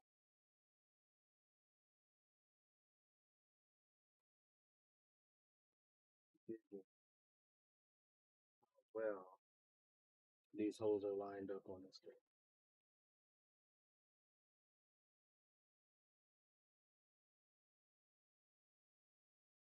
But there's not a whole lot of play going on. Oh, oh, oh, oh, oh, oh. Look how well this came together. I was really afraid of hitting this, which is why I didn't design any of this the way I did the first time around. But having that to be like that, how nice is that? It's perfect. It's where it needs to be. I think even when I designed this, I put it in so low that we wouldn't have issues with the bar running into this. Got that perfect height on that thing. I couldn't have asked for it to be better. Happy for it. We're really reaching an end goal with this thing. And that makes me happy. I started this build. I think I started this build about 6 months ago. But the goal has been going back and forth with customization versus durability versus buildability. Like it's gotta meet all of those criteria, right? In order to have like a really nice build uh, that's gonna take well to people and people are gonna get it and they're gonna understand how to do it the first time. And that was really the goal that I was trying to set with this build. Like I wanted to be doable. You know what I'm saying? Like I didn't want it to be so complicated that people would look at it and go, "Nah, I'd rather just buy it." You know. And there's probably some people like that in this chat, right? That get to that point that are just like, man, I'd rather just buy it. Just like, build it for me. But I want this to be like one of those things that people see and go, man, I gotta build that for myself. I gotta build my own. That's the direction we want to go. And so to get this thing to where everything sits perfectly and fits together, perfect height, every bit of that, we need every bit of it.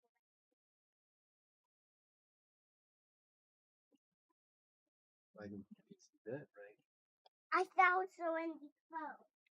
Fancy.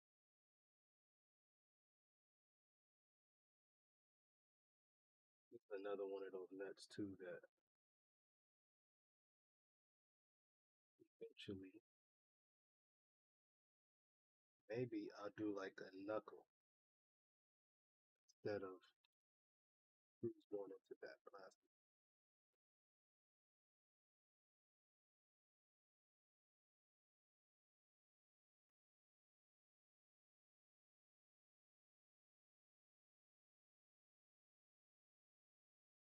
So either we'll have a nipple, little knuckle going in there.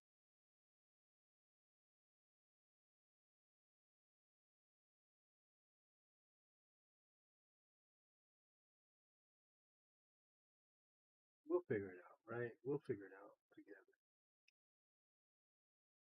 I'll run a poll and see what you guys think. Options. We got options. Like, since we're going crazy on inserts, we can make a part where we just use the inserts too. That's like the ultimate shortcut now. Just use inserts. dropping nets. I don't like to be dropping nets.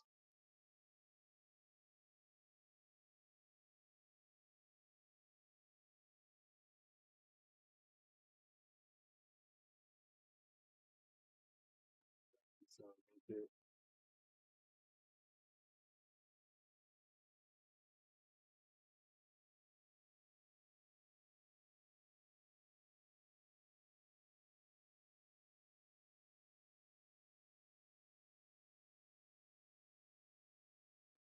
Oh,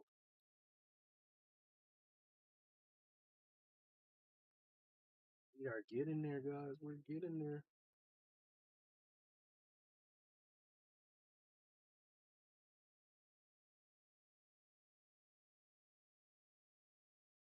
This screw here, I'm guessing it's gonna have to get shorter as well. This being here.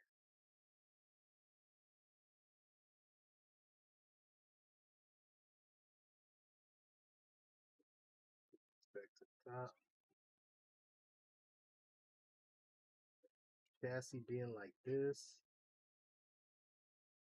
open the way that it is. Love it, the amount of space that I have. But yeah, see this screw here? Comes out a little long.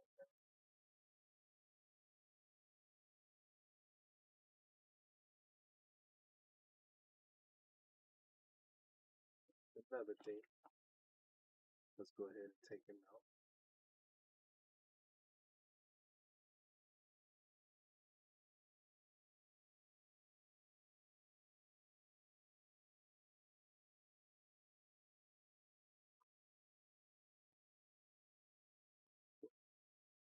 See, this might have been the length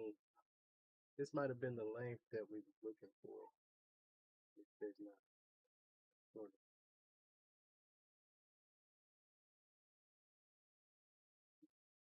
short. For a split second though, I thought we was in the money. Got two short screws here that will do just fine for this.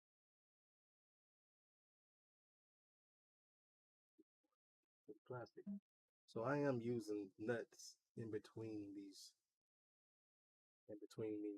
fittings to create space rather than using spacers. You need a nut to just kind of give it an extra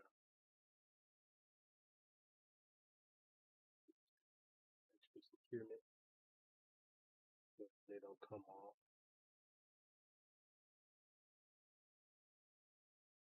So figure out another thing to do with these as well. Figure that part out.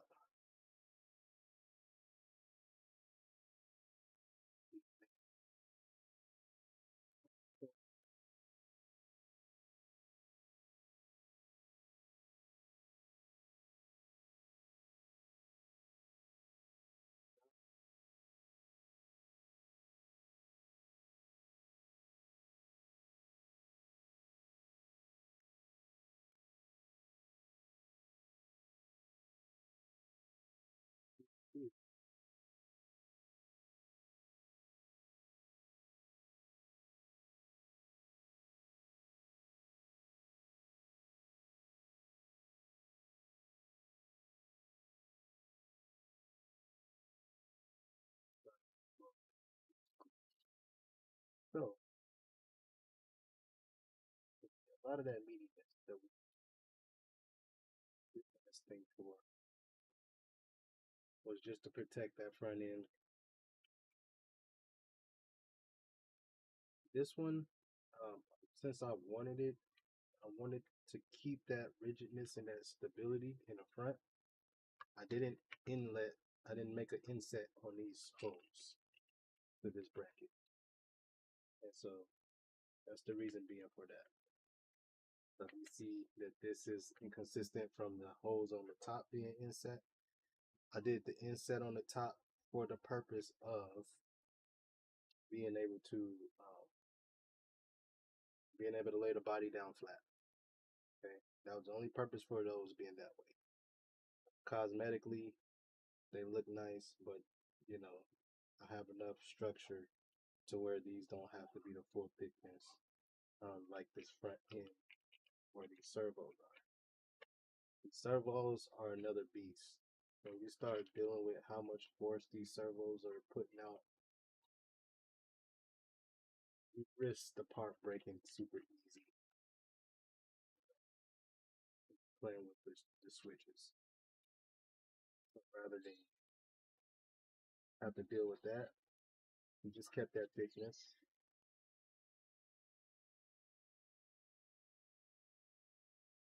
We got one.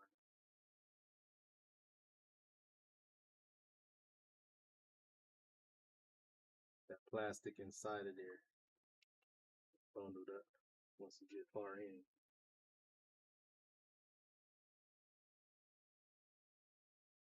That plastic kind of fast.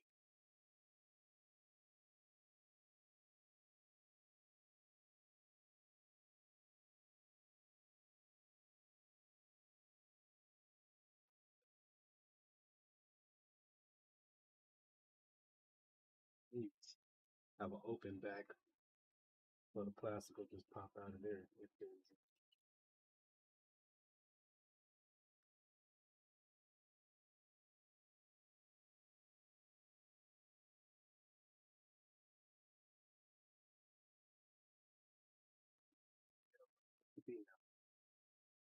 nice tight bundled up package here for play.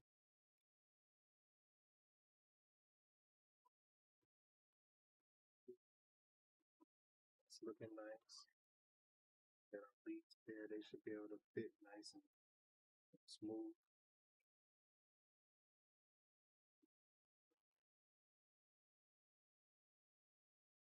We can go through the same holes as well with that. Still gonna be thinking of a way to route those better.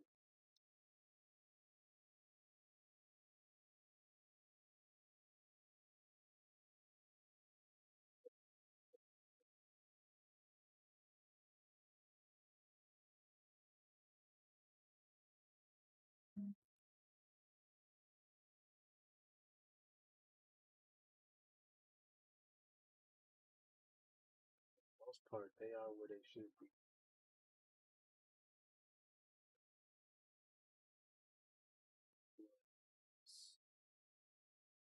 Number 3, back in.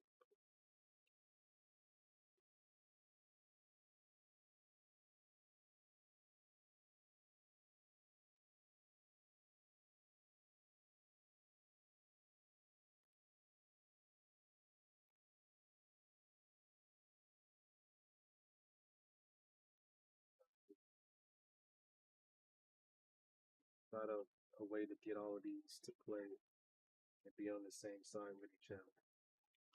Let's see. Sure. Huh. That screw, that M4 screw, right? The one that we decided to go with. That seems to be a little too long for this application.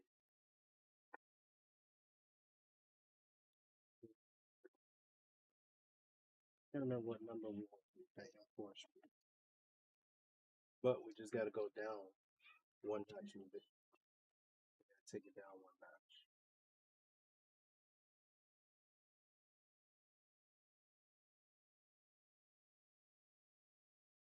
Yeah. This one's the same length as the other screw.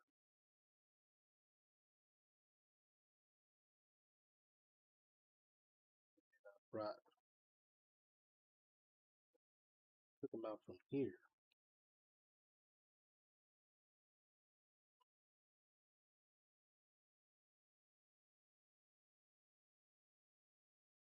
I think this is what's going to have to happen, y'all.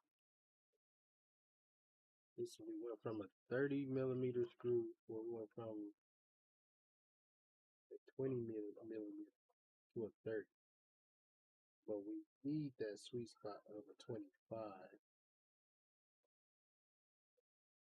Thought that I had a 25. at M325.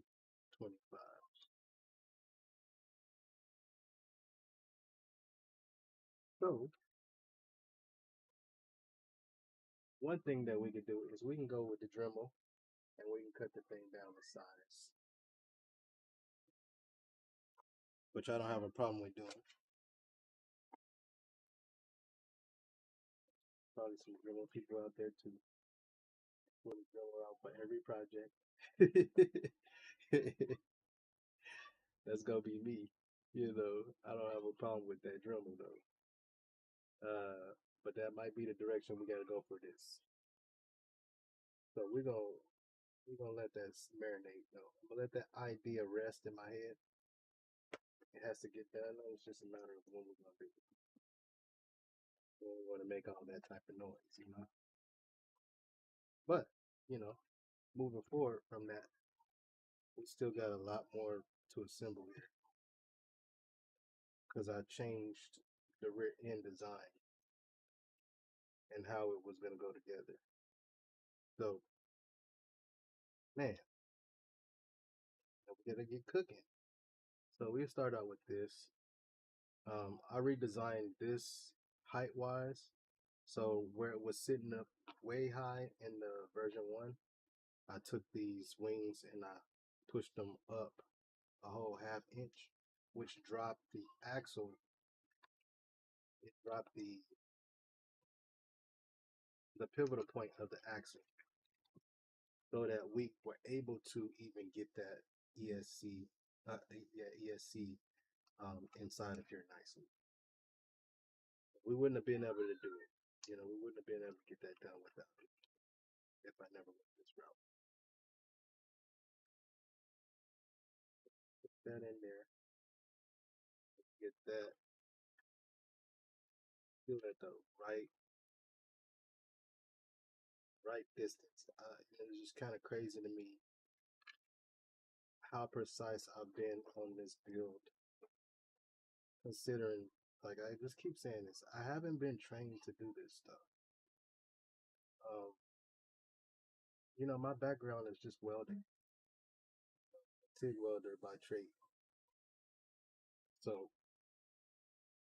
I have thought about like how all of this stuff is gonna go together, and I was a hobbyist from a child, but this is next level for me to be in here designing at this level, and for the designs to actually be working. Third like multi cross an insert, it doesn't want to thread right.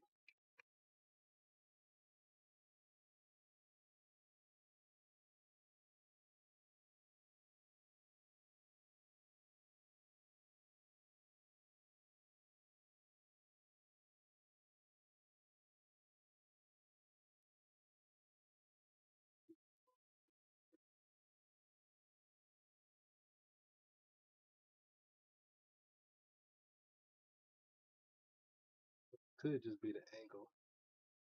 Insert.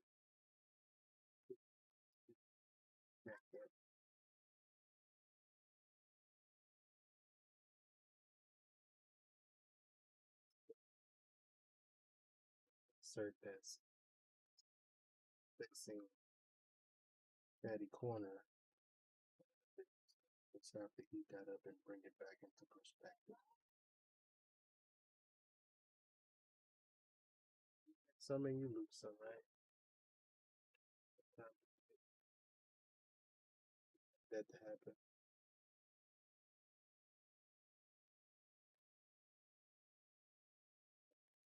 Super low. I don't know what happened with the audio.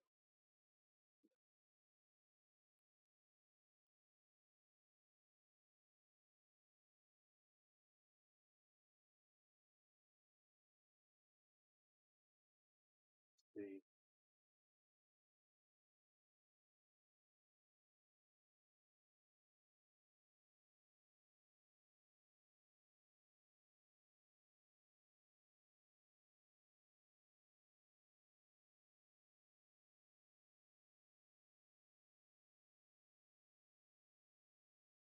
How's that?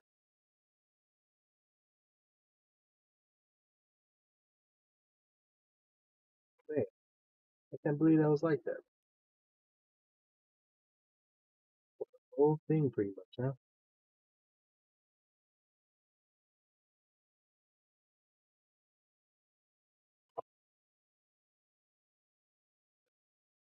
Dirt, right?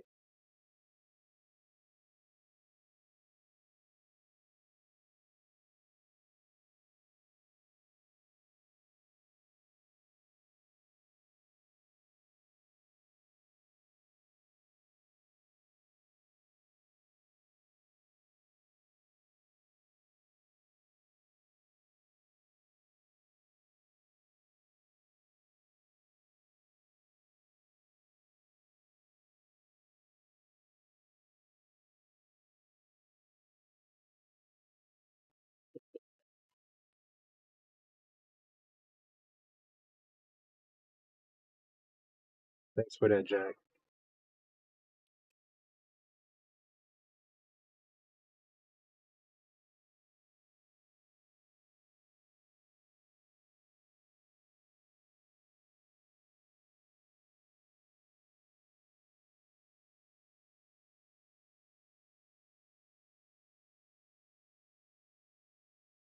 Try it again.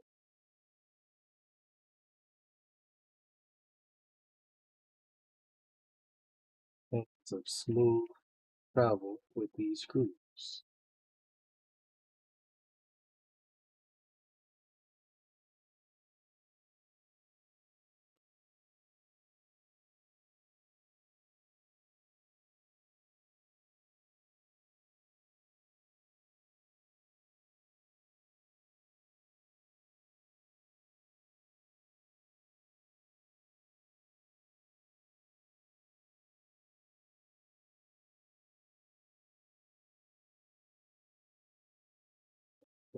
Yeah, they did.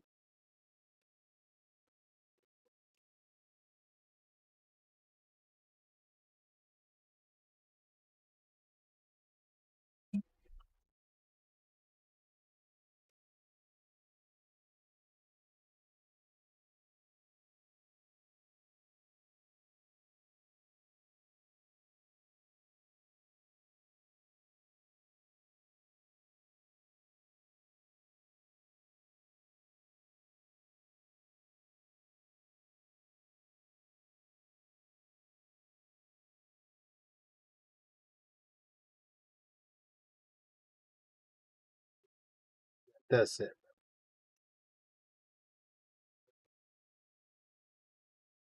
Back portion I was talking about.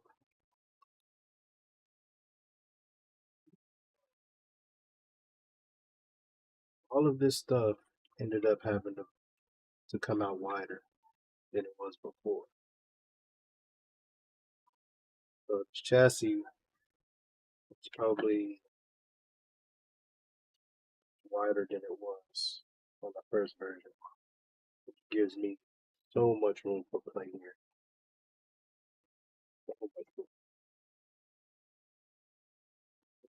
Looking at where these land, you can kind of see the difference when I lifted that up, where these sit at versus where they did sit. They was way more closer to the bar. This is an example here of the difference.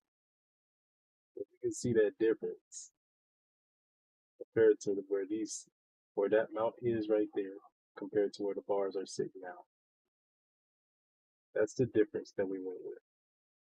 So that allowed me to even be able to do this setup that I have here with the ESC in the middle, and but also what it did for the rest of this build is that everything else had to be stretched out as well. Um, all of the mounts had to be stretched out and reprinted. So I wasn't able to keep anything from the last build other than the mechanics, like the servos and the electronics. Um, but everything else is fresh. You know? But that's a good thing, to have that level of innovation go into a build in a matter of two versions. It's pretty decent. Also, I forgot to put my inserts in these for these two get ups here. So let's go back to our bag of goodies. Got here. Let me know if y'all can hear me clearly now, because I know my volume was low before, but I took that thing up top. So maybe, hopefully, you all can hear me really good now. Two for this side and two for that other side.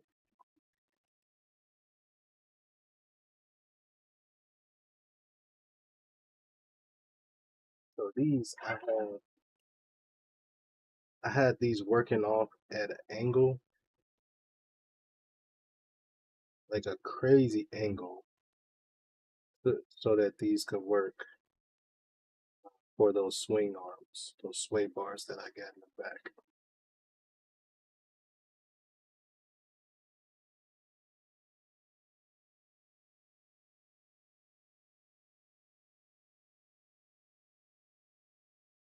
This was actually a fun part to design. It was out of the ordinary though. Like the way I designed it, designed this part was, it was kind of crazy to think about how I was gonna print it on the bed, and the the distance between the holes and how I was gonna mount them, and also the angling so that my linkage could be set up right for the rear end. So we had to get that right angle on these things. But in order to have it to print right, and to be able to keep that right angle was a challenge. But I pulled it off though. I was able to figure it out. Took me a couple hours, but I got it done.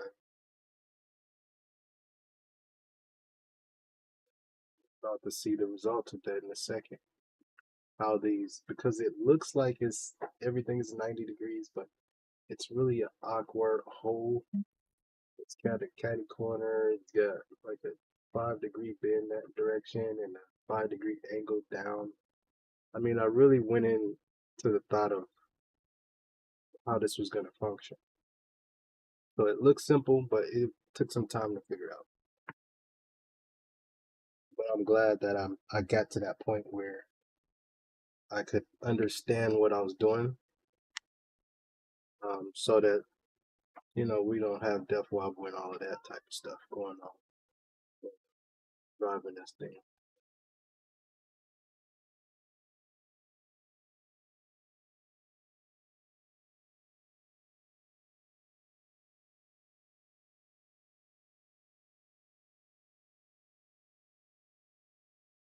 It's a little sizzle, y'all.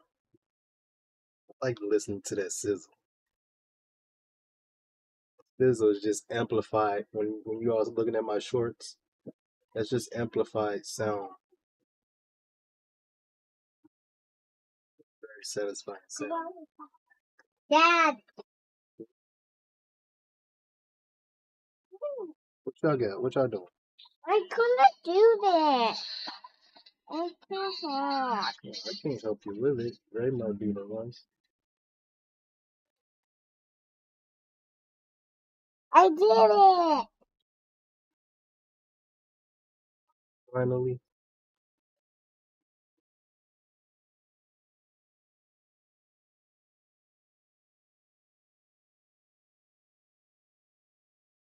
So this piece,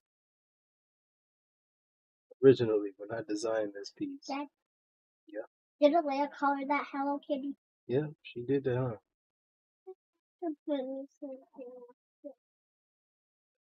See what we can do. Okay. All right. So we have. Ooh, I touched that hot piece. 2 screws on the top to secure it.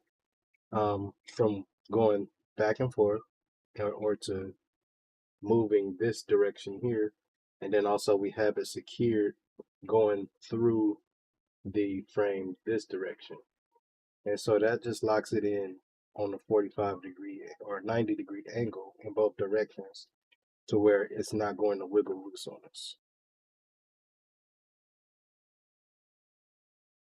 But it took a little time to really process how I was gonna make that happen.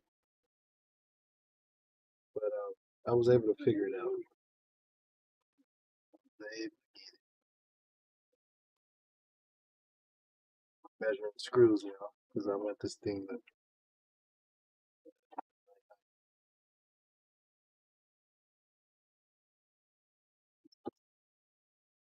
Then you all are gonna witness some rebuilding of link bars because set out to create these mounts. The goal was to get the bottom swing not to set out so far forward because it sat very close to where the drivetrain was because I was trying to make the pivot point there. But as I got to working with these type of extension links, you know, these extension links, they extend out. So um, I want that travel to be very minimal of that extension because I only got a half inch worth of plate. So having it sit too far forward means that as it will actuate downward, we would get more pull out. So to correct that, I had to push it forward, push it closer um, to where the axle is. So that was like a quick fix that I was thinking about, brainstorming how do I make it happen. Now we got this longer screw, and I went with the longer screw uh, so that we can actually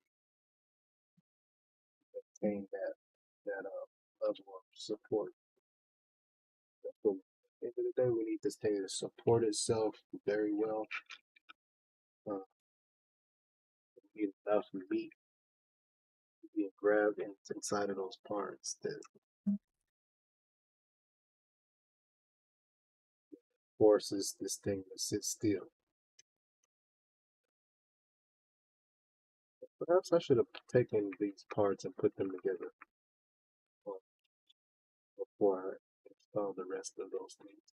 But that'll be something to consider when I'm getting ready to uh, put the directions together for you guys.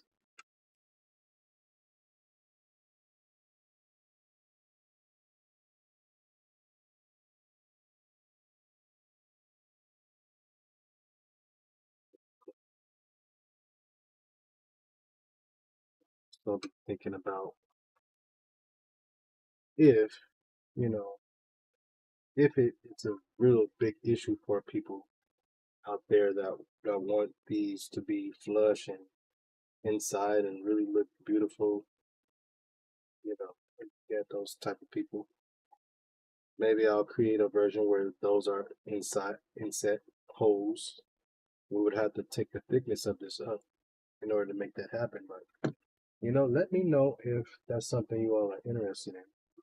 And if y'all need it that way, I can make it that way for you. I don't necessarily need it to be that way for right now because this is not like a show ready project. This is more so just a cool thing that has been on my mind to make since I've been a kid. To create an RC car with hydraulics, four-wheel drive.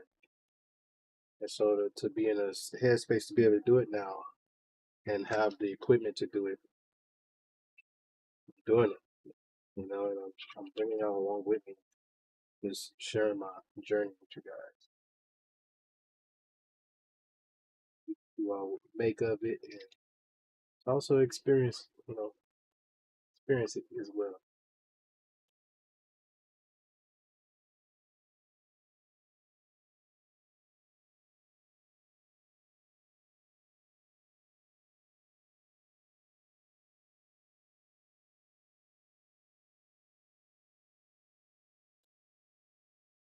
order to get that as tight as that we wanted to get it, we will probably want to install this on these frame pieces first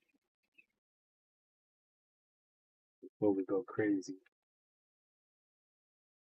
with assembling the rest of it. Tiani John, is she home? Mama's waiting. Still haven't called me yet. But still waiting, okay? Still waiting. She haven't called me. But if she don't, you know, we always got the weekend, okay?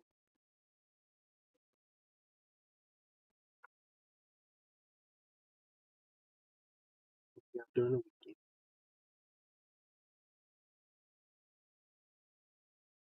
All right, Lele, I need both of my hands. You all right? You out there snacking? What's going on out there?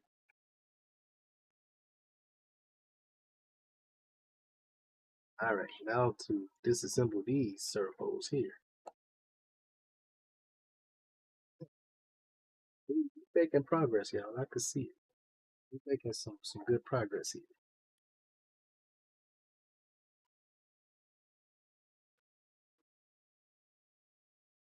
This on these you did not do the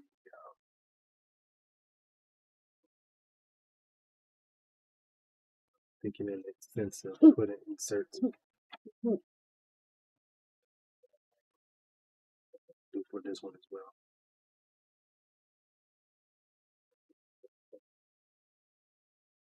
Because the holes are big enough to do. I set it that way purposely so that if in the event I wanted to go ahead and throw the inserts in there, I could. But also, if you were the type that didn't want the inserts, that you could still use the inset. So that was a direction that went. 8 more. So what I'm gonna do for this one is we're gonna go with the smaller ones. You don't necessarily need these to be super long. If you will, please hit that like button so the algorithms can get in here. I want some people in here to talk to, you know. I gotta have people to talk to.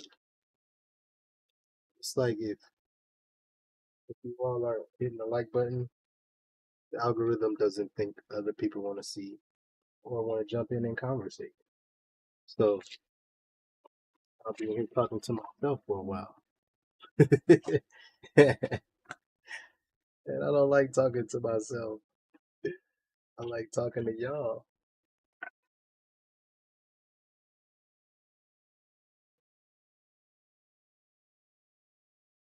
Press these in real quick.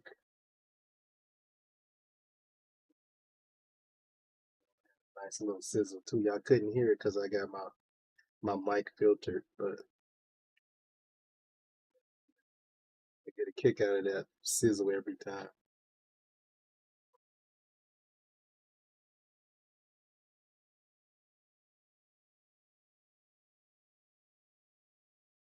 This is the build of version 2. If you're first getting in here. This is everything I wanted to correct in the first version. This is the thing with all of the corrections that I needed to make on that first go round.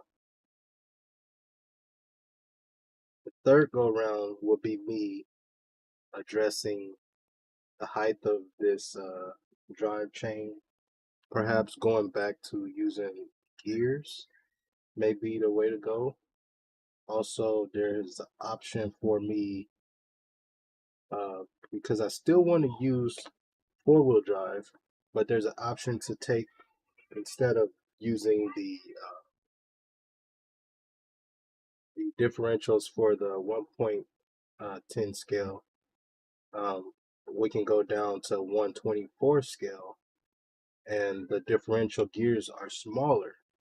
So when those gears are smaller, that means we can take everything and scale it down as far as the casing on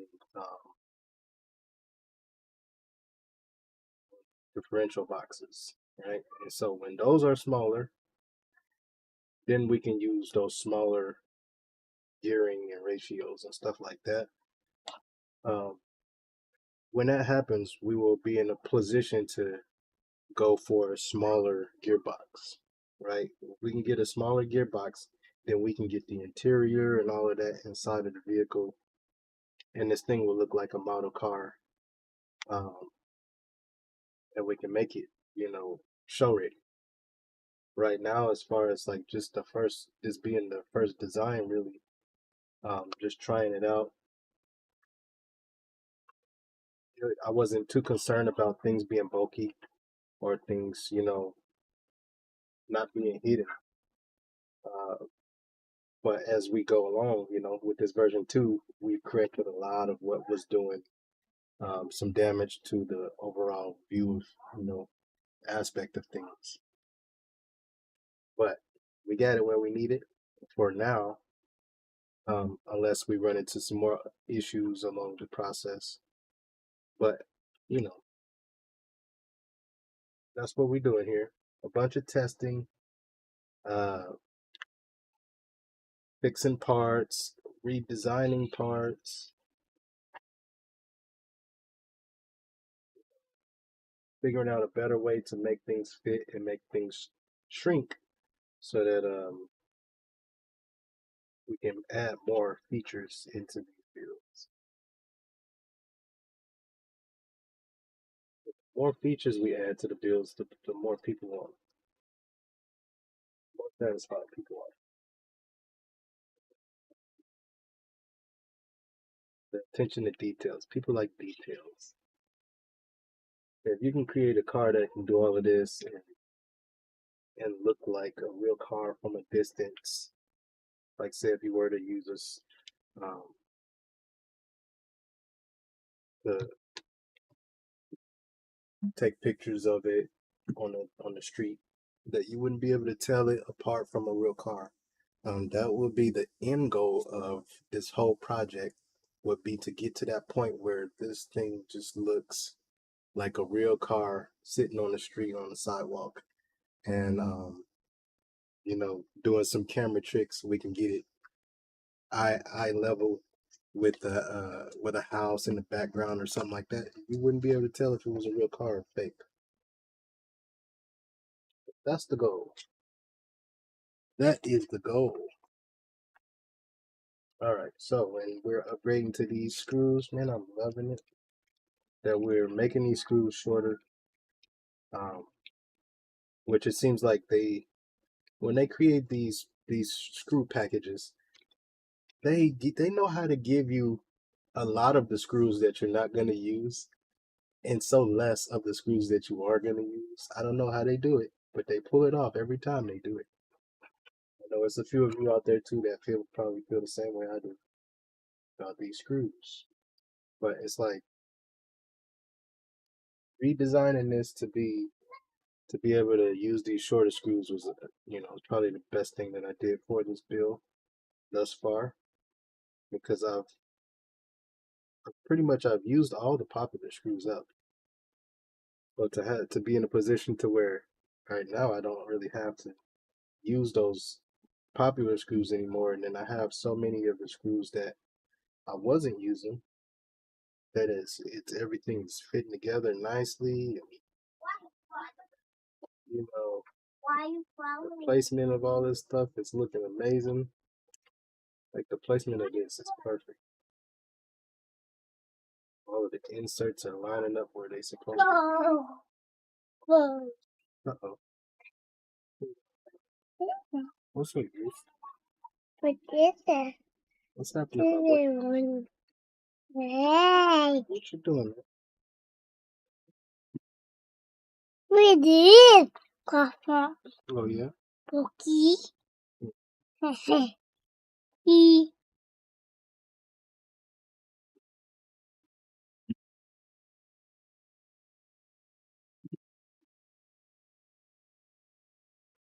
like that. Tongue twisted. I like it. You like it? These cars are gonna be for him. This one.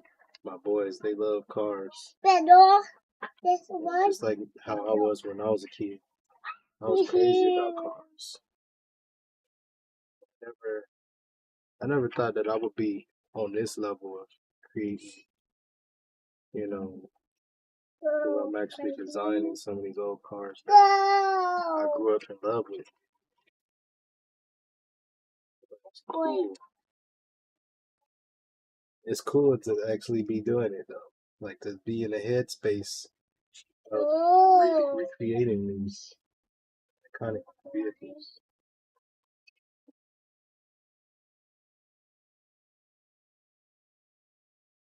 One.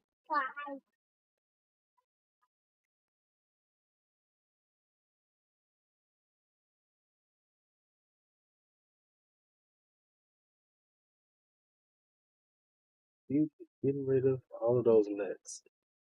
Because if it ain't one thing,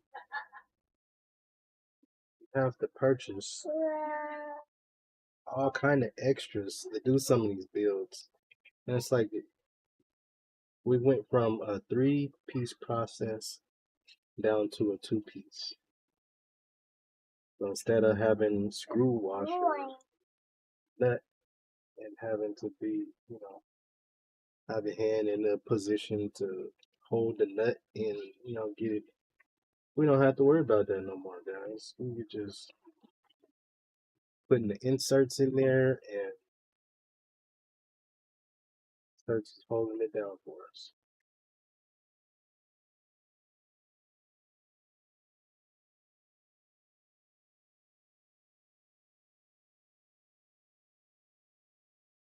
Forties, and we're flipping it over to have a look at the underside and figure out what's going on with these links.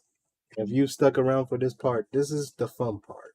This is the part where you guys actually do get to see something other than you just assembling.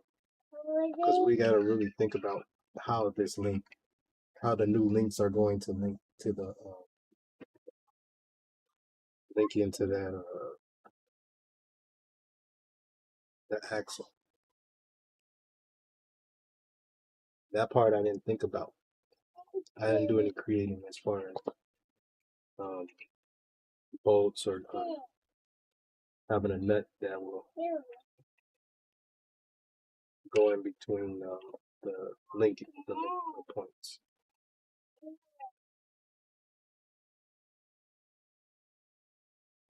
I'm stumbling over my words. Help me out, somebody. Help me.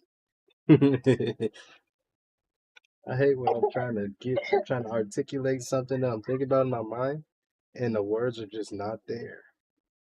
But I know what I'm trying to say, but my brain is just not my mouth to say those words. I don't know what that's about. Just brain fog, or maybe I'm not reading enough. I don't know. Not reading enough. They say that reading is supposed to help the brain to articulate better. Let me know how true that is. There's some people out there. Let me know how true that is. That's a true statement, or are they just fluffing us? Are they fluffing us? Now these screws that I took out of there, they go over here to this side now, and they become screws for the brackets, because the bracket screws is too long. No. Go. No. Go. No. Not this. Almost 3 hours. We've been at this. So just I guess could be an example of how long it's going to take you to build this when you're ready to put this thing together for yourself.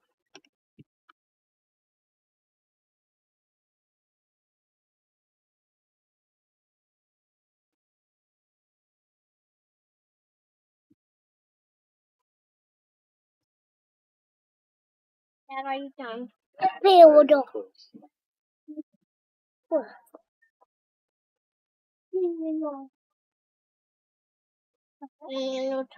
Something. So we got everything nice and low now.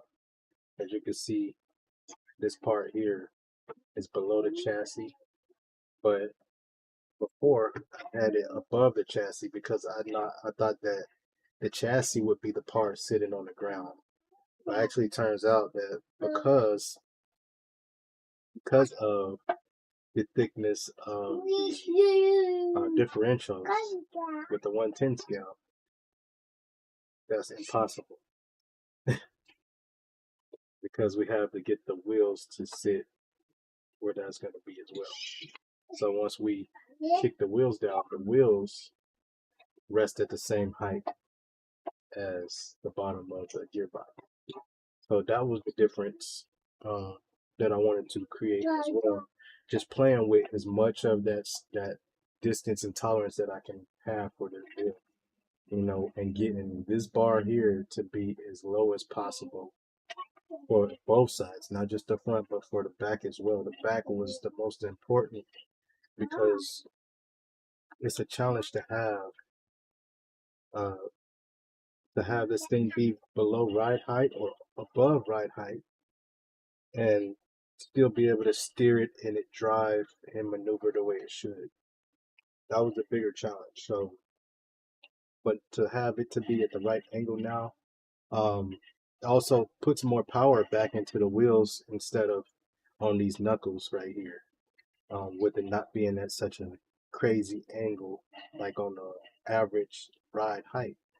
So we were able to kick that out the way. So that makes me happy that I was able to do that, you know.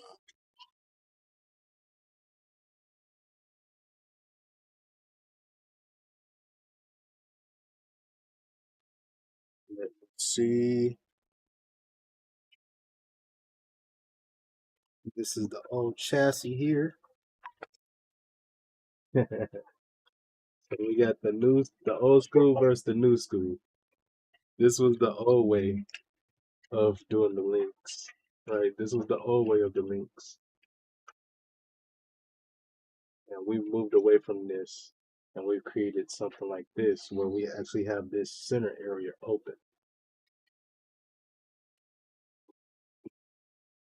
Also, these links went way up here before, but now they're going to sit further back. Can't really tell you why that's important. I just know what I experienced, uh, what I was experiencing when I had these rods to be this long. Like, so having these rods on the bottom side to be so long causes this to have like a wider angle for the swing as far as these pivot points, right? So it's not allowing the top sway bars to do their thing and to actually get that swivel of the angle for the axle.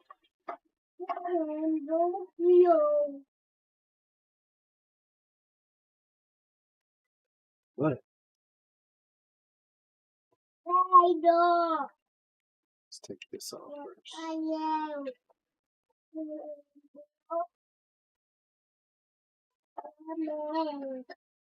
I'm off camera with this, but it's okay. Get rid of this whole thing because now we have a newer tray as well. Sure exactly where it went. When kids come and go, sometimes they come over empty-handed and they walk away with a souvenir. You know, they leave these looking for parts. You didn't notice they swapped.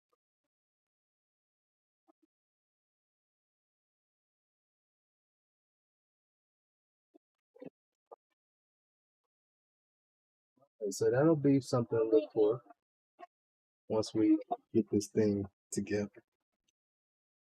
It's crazy though. I thought I had that part. I could have swore I had that part over. And it grew legs and it walked away. That's what happened with the legs. That's exactly what happened. Alright, so now dealing with this part here.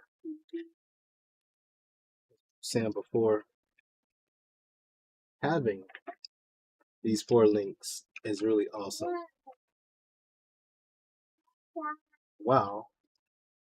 Having the links to not,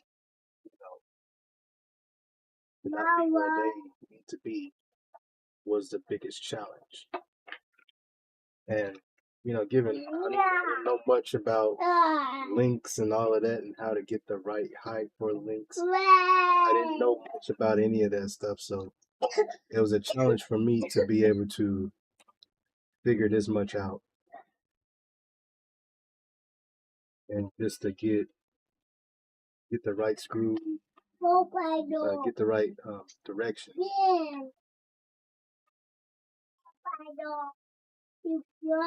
Besides, I have no advisors on these matters either. So a lot of the time it's just me sitting at this desk and trying to figure out the next move.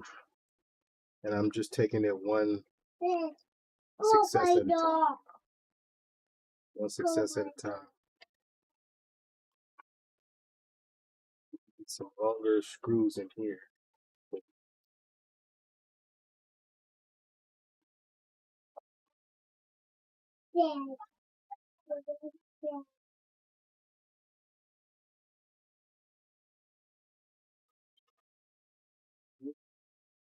So,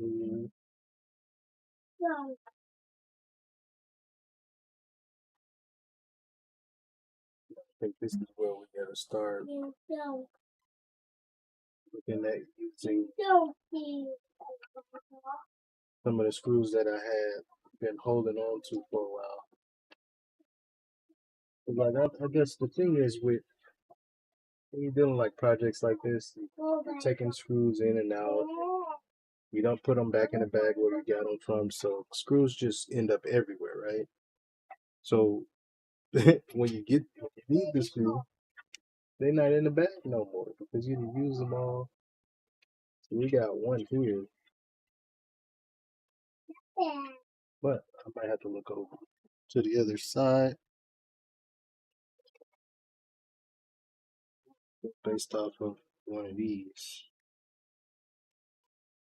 This one's it.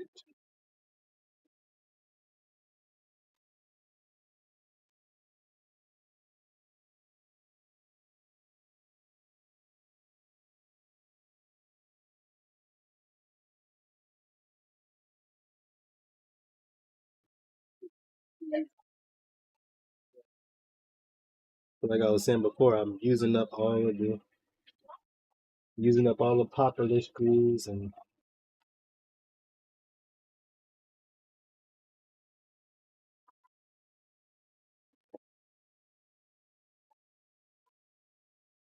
yeah, I just about guarantee that's what happened to that part now. It did grow legs. I just seen about 3 other parts that I'm not going to be using now. But I just seen those grow legs, so I just walked out. Just now, as we were talking, they just walked out of the room.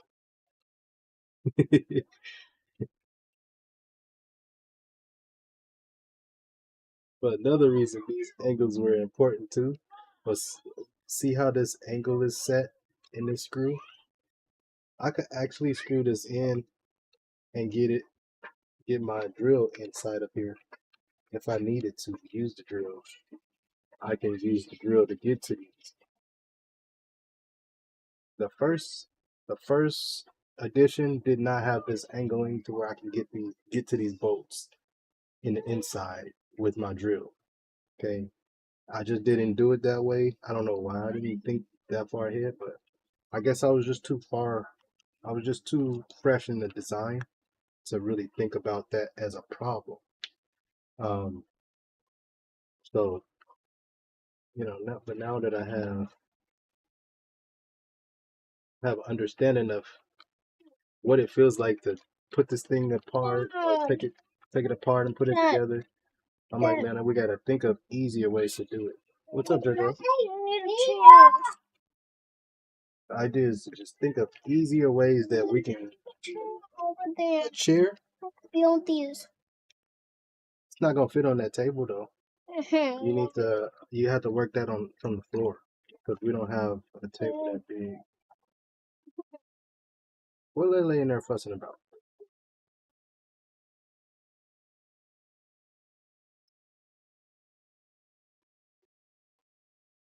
Can I do it on my bed? This link here was the issue from before. I didn't have. I had either a link that was too long or I had a link that was too short.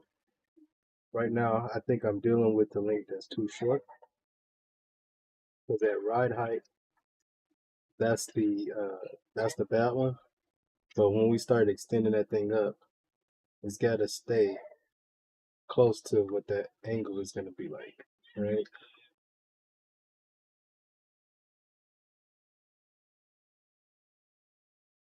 So it's going to do what it set out to do. Also, I think I might have put this more forward than it was on the last chassis. So I have to recalibrate the length in between these two axles and make sure that, my spacing inside of the wheel wells are really good. But we are where we should be. The matter of it is just redesigning this rod now, which is an M4 rod that I decided to go with. And right now it's too long due to design. But I'm thinking that I could take one of these rods out and that should be enough to accommodate. See, this is the part we get creative on. Cut open my heat certs of my heat shield that I put on these things.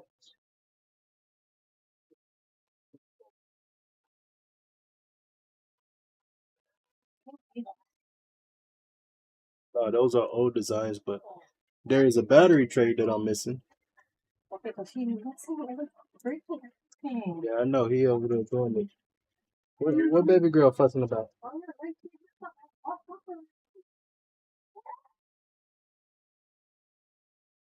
Dad, did you want your lightsaber that you can get? I did. It was a prototype.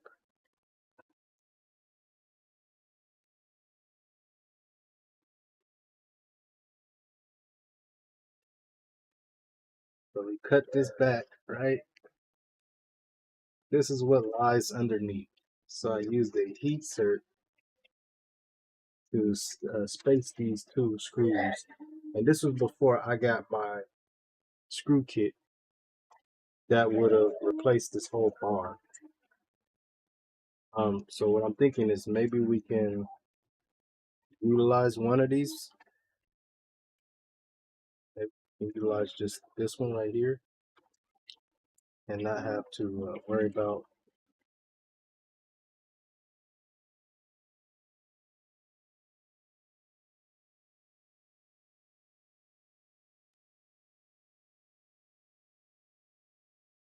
Okay.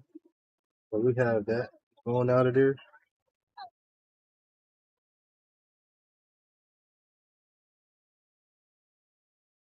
We gotta get some measurements, Uh, so the thing is, we gotta take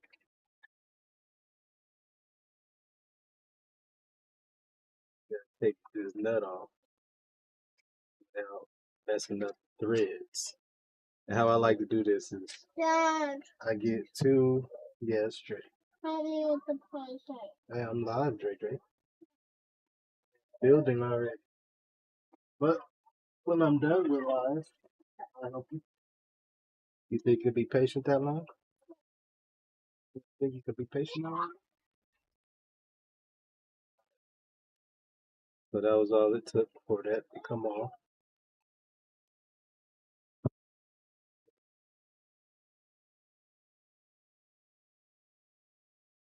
But, yeah, take this part off.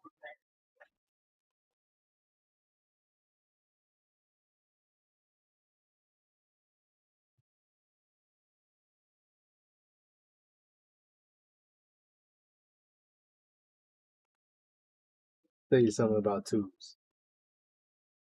My dad is a tool guy. Always had tools. Me, as a younger version of him,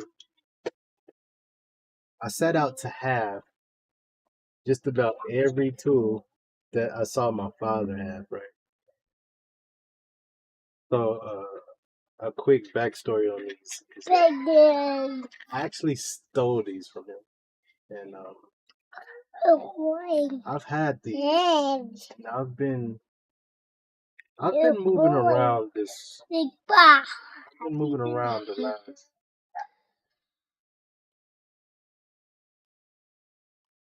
last 20 years. Mind you, I live in Hawaii now. And when I received these, when I took these from my dad, we were in Colorado. So some 20 something years later, these are still in my possession. Just a quick backstory of why they look the way they look.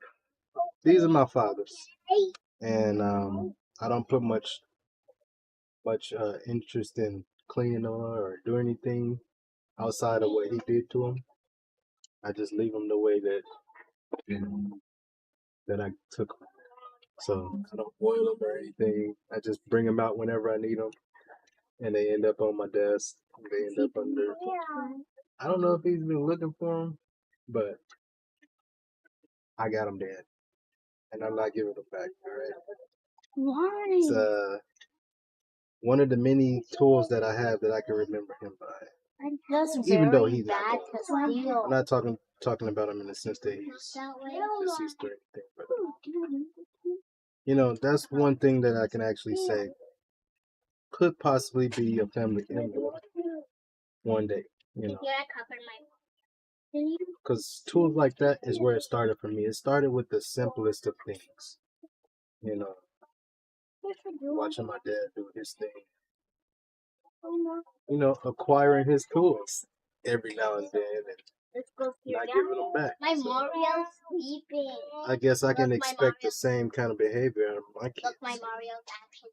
That one day, Look, my Mario's sleeping. you know, my tools are going to be missing. And I'm going to be looking for them. And they're going to be off in Hawaii somewhere. And it came with a book. Somewhere far away from where I am. Looking for them. It's not how to make it. All right, so what I'm gathering is that is probably not going to work for us. Then are you learning about Earth? It seems to be slightly just too short. We want the right height for that. No. We want for it to be like here. Will go. Right height wise. Oh, So we're about. We are all the way not there.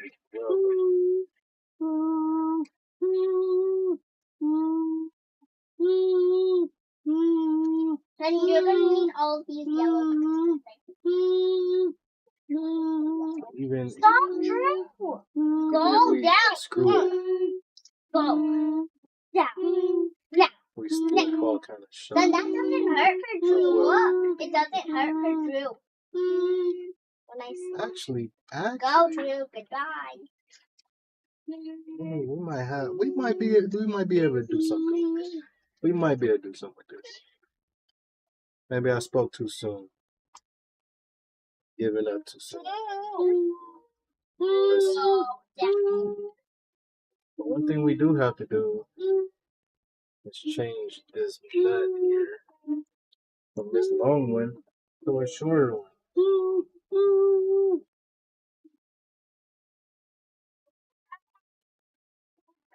Back at this point right here. I was looking at these screws, and we were looking at the distance, and we wanted one that we didn't have one. But actually, now that we are right here with it, we don't even need the space or anything. Whole purpose of that was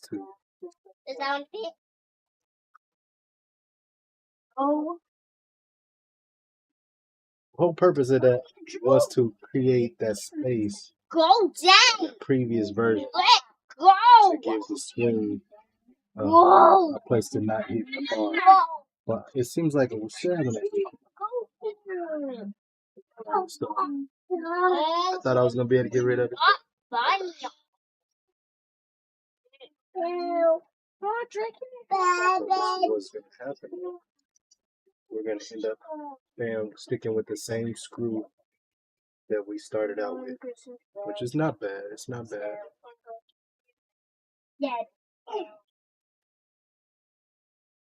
But it's good to be able to point these things out and be able to see what's gonna work and what's not gonna work.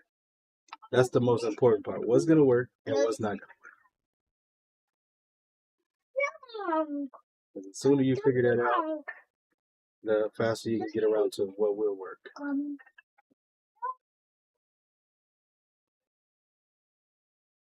We spend a lot of time working on things that's not gonna work. I spent so many hours of working on what's not gonna work that as soon as I see that something is not working, I jump to the next thing so fast. Like I don't put a whole lot of thought into why it's not gonna work. I accept it. It's like much easier for me to accept when it's not gonna work, and then I'm where I need to be with it. All right, so next one, we're gonna cut the heat shield back. We'll do the same thing that we did on the last one. We'll get this thing. I'm putting him on here. Nice. I'm actually surprised that I didn't have to cut another screw for this, because easily I could have had to cut more screws. You know, to having this thing to be, well, it's probably at its full extent. Try putting him on this way. Never really be at your full extent. You'll be But to have that, you know, at the full extent or damn near close already.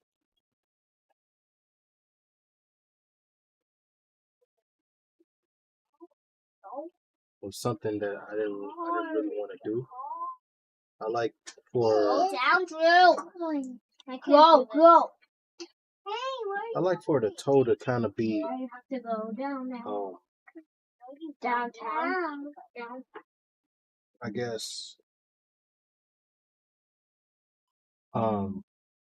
more at the resting place, so that when the extension happens, I can have like max ability to adjust at the full ride height. We're not focusing on what it's gonna do once we extend past the ride height. Then that's where the issues are gonna happen. As soon as we lift it up, that's when everything will start to get jacked up and get all out of place.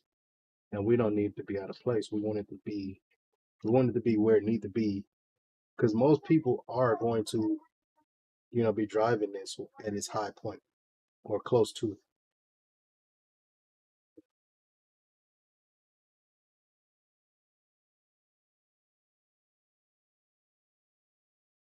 Got to do the same thing with this side that we did on the last one, where we use the two nuts, tighten the two nuts against each other, lock my dad's pliers.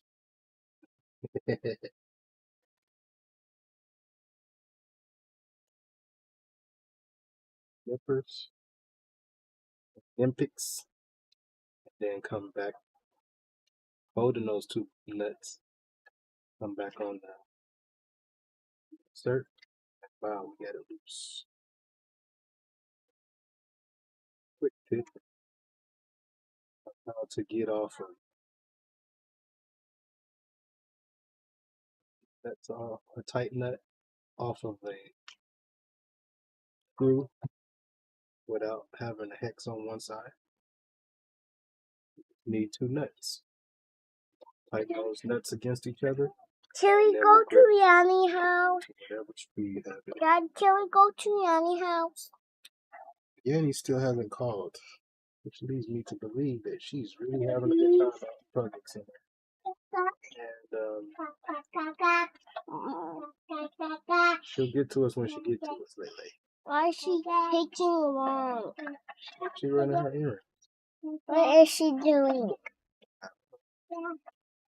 To the store or something. Maybe get some food. Maybe she's home, but she's putting away all her food or something. Or maybe she's home and she fell asleep. You know, Yanni's bedtime be clock these days. It's that time. Early. We be going to bed around the time we should be going to bed.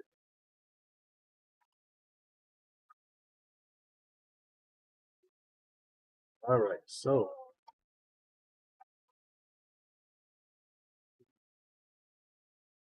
kind of gotta mimic that side over there. I'm so glad I didn't have to take none of this apart. You put this and take it apart enough, you're like, come on already. Even just one more time is too much. Get this thing together already.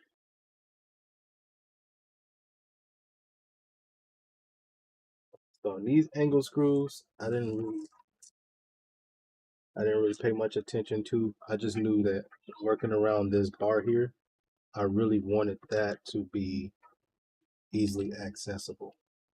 The ones on the top are easily accessible. Whole goal is to make this thing easy to put together. That'll be easy to put together. Yanni's house. Anyhow, House. oh, you told me that already. I know you want to go to Yanni house. That's the conference. Doesn't call. Can't show up. That's some grown up, good grown up etiquette. You know?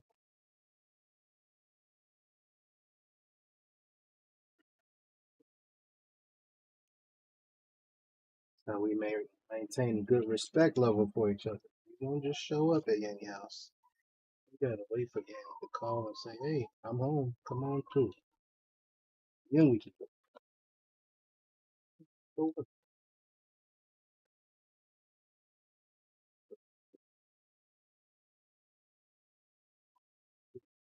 here. Came together nicely, y'all. Satisfied with how this came together.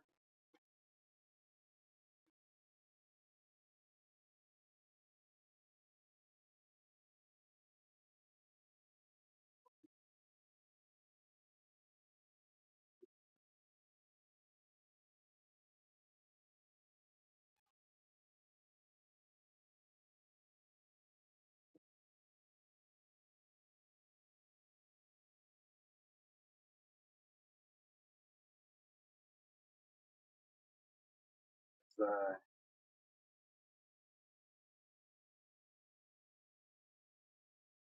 designed this to be quieter. I could have get some extra party. That's perfect.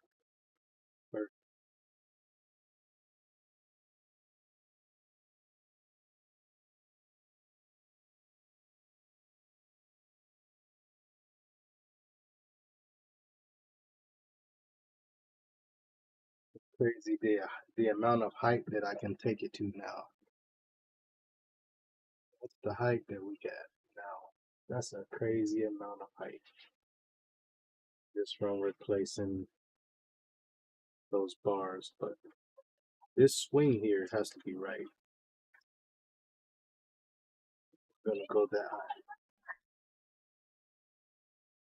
Now we're taking it about this much, which is not bad for that pinion.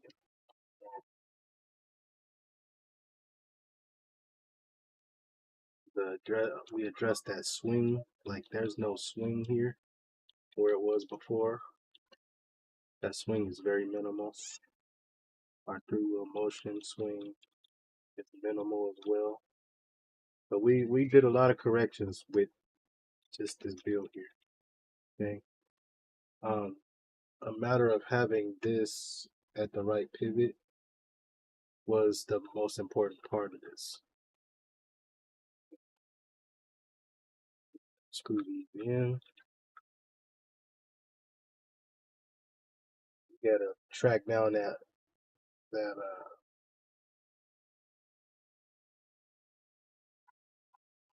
battery tray. And just walk out of here.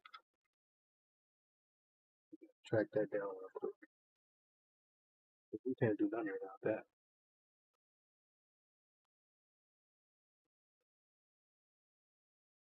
That's set. Got that front set.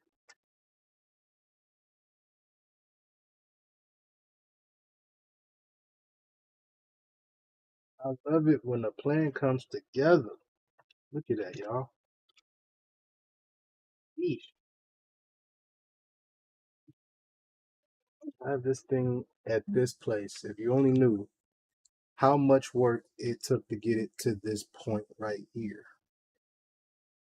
Also, we still got that nut that we got that screw that we have to cut, right? I haven't forgot about that.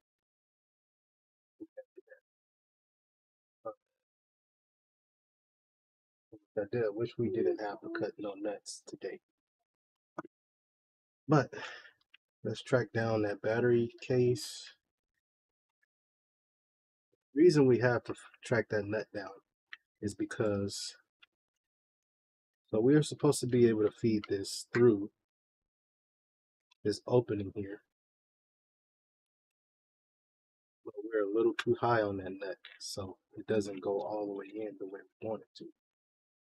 So it just secures right there. But we cut that nut, then we'll be able to slide it all the way in the way it's supposed to go. But it's not a big thing, but it's a small minor thing that I'm looking at right now. These bars here come over to this side here, really nice, smooth. No connecting points. Switch here. Power cable on this side. These servos is coming around here. That thing on that side over there too. I guess battery, I can have the battery come off on this side over here. And then we'll make all of this neat, all the wiring neat to where it looks like it's supposed to go together. Nothing's in the way of anything that it shouldn't be in the way of.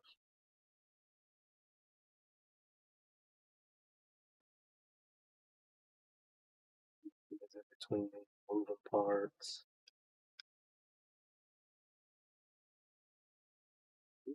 Do all of this the way you do it. We got a good thing for y'all to build. So this is, I guess, is going version 2. It seems like it's good enough for me to release files. So probably sometime this week or this coming up week, I'm gonna run some test runs. I'm gonna do another crash test because we got to do a crash test, right? We got to do a crash test, make sure all of this secured and stays together. And I'm gonna let y'all know. I'm gonna cut these files loose to y'all and see what y'all do with them. All right. Let me see what's going on with this battery case. Once I get that battery case on, then we'll spark it up. We'll run some tests real quick on the ride height and stuff like that, and the pin and the toe. Actually, I had it my whole time. It's kind of funny. So I had it. This is the battery case, right? So what we did with this, if you look at the old version,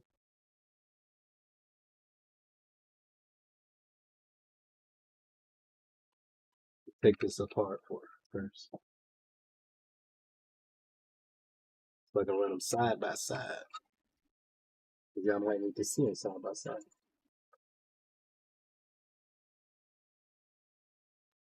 So see how I have this mounted at the bottom of this chassis, right? I have it mounted at the bottom.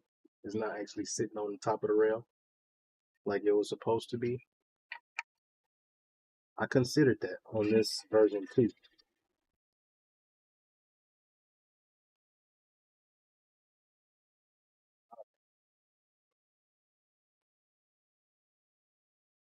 So considering that, I had to go and redesign the height of that. So if you can see, I had a deeper cut here from the last portion, and then this sat low as well. What I did was I brought them all up to the top side to give it that height that we needed to be at. A huge difference, the whole half-inch difference. Dad.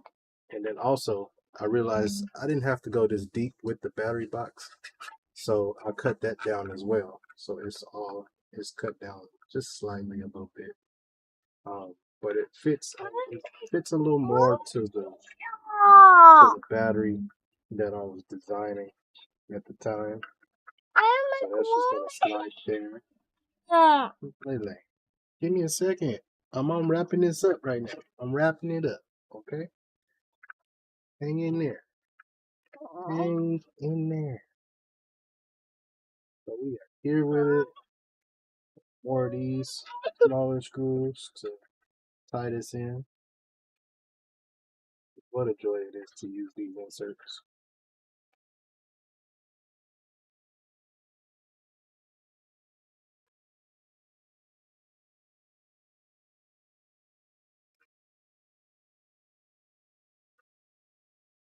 What's funny about using the same screws with these inserts is having that plastic residue from drilling through the plastic this whole time, and then finally being able to screw it into metal. But the plastic has already fused itself to the screws, so it acts as like a locking mechanism between the brass and the screw. So it's like it's holding, it's giving it a little more grip inside of the inserts. All right, so that's the tray there. I stopped working on the battery design. It looked like another one of my parts grew legs and has walked away. Or no, I'm wrong about that. As you can see, I'm frazzled by that though. Stuff moves around in this house so much that the first thing you think about, or the first thing that comes to mind when you're looking for something, is somebody touched my stuff. Who moved my stuff? That's like the first thing I think about now. It's funny to me.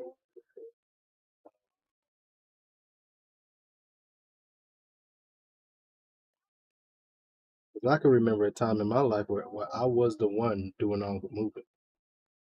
Now it's me, looking for the things. So this one here, number 3.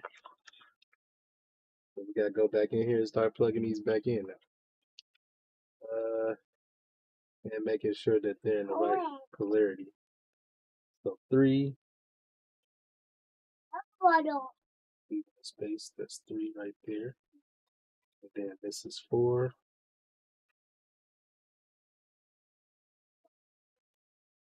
I'll make roomy here. Roomy. Yeah. Hey, mommy can do roomy. I can't do roomy hair per se. I can give you a nice ponytail. I can't French braid. No. I can't. You think I can French braid? Yeah. I'm not that fluent in braiding.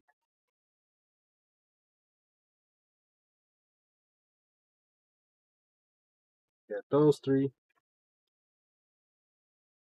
make all of this neat. All of it. Maybe it'll be like a tube or something that covers these, or a shield cover that slides over the wires and stuff, and just make it way more cleaner than it is. Then I'll be addressing these clips here once I do get to that point where I'm replacing these. There's really not a need for us to have them together right now because we're not going to be driving anywhere.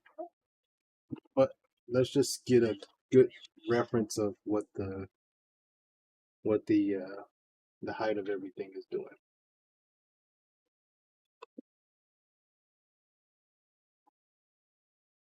So I went with a Skyfly, a Fly Sky. I always say that backwards. Remote when I set out to create this, and I had it flashed. Wow, I took it upon myself to flash it, so I can use OpenX. What is it? OpenTX. Because I was able to get more channels, more mixing channels inside of this thing to be able to maneuver these all these switches the way I wanted. See, let's give it a switch on and let's see where we are with this. So that's ride height.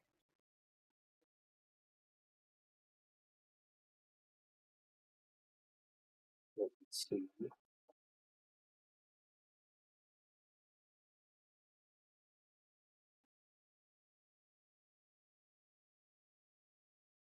All of that is in a really good spot right now. That's our low, the lowest point. There's still some wiggle room, so where it's not all the way on the floor like it was before. With the both of them. Wait till y'all see the body on this thing now. And then that's total height.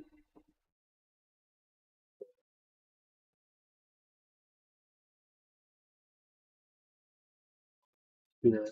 Then it's good.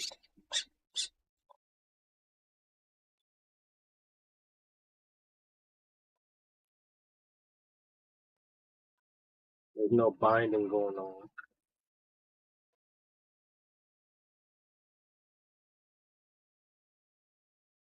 No binding. These are all things that I have to think about when coming in with the measurements being so close and like very close. Um,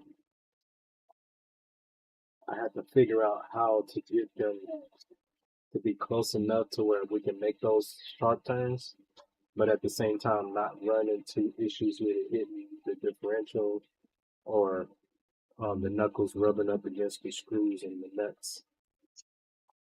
So we finally dialed that in and got it to where none of these are hitting. That's regular ride height. Still full play inside of the turn radius. And this is supposed to be extremely low. Like it's supposed to be bottomed out on the ground at this point. So we still have our full play. So being able to pull this off is amazing. Like when I say like, and I don't take it lightly, that I was able to do this like with bare minimum help. Like I didn't have any help figuring out this portion. It took me sitting and thinking about how even this portion here, the back portion, and having this long um, extension, um, figuring out this part here with the sway bars. That really didn't come easy to me in the beginning, but as I do it, as I build on this thing, it becomes easier for me to be able to identify where things should go and how things should be set. Um, so when you all get this, that should have compensated for like some sort of TPU to be inside of here.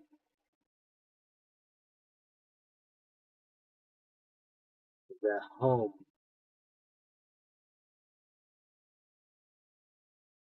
I don't like the sound at home.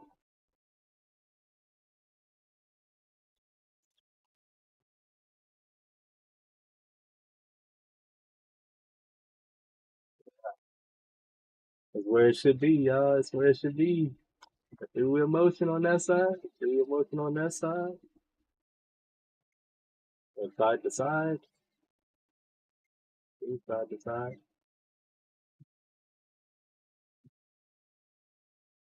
Front. At the back. Got a medium setting where after I have it on ride height, I can play with the knobs up here. And these control like a smoother transition between the front and back. So like if you're driving, you can actually set the height if you want it, you know, a better ride height that's in between what the actual switches are doing. You can use those switches to do that.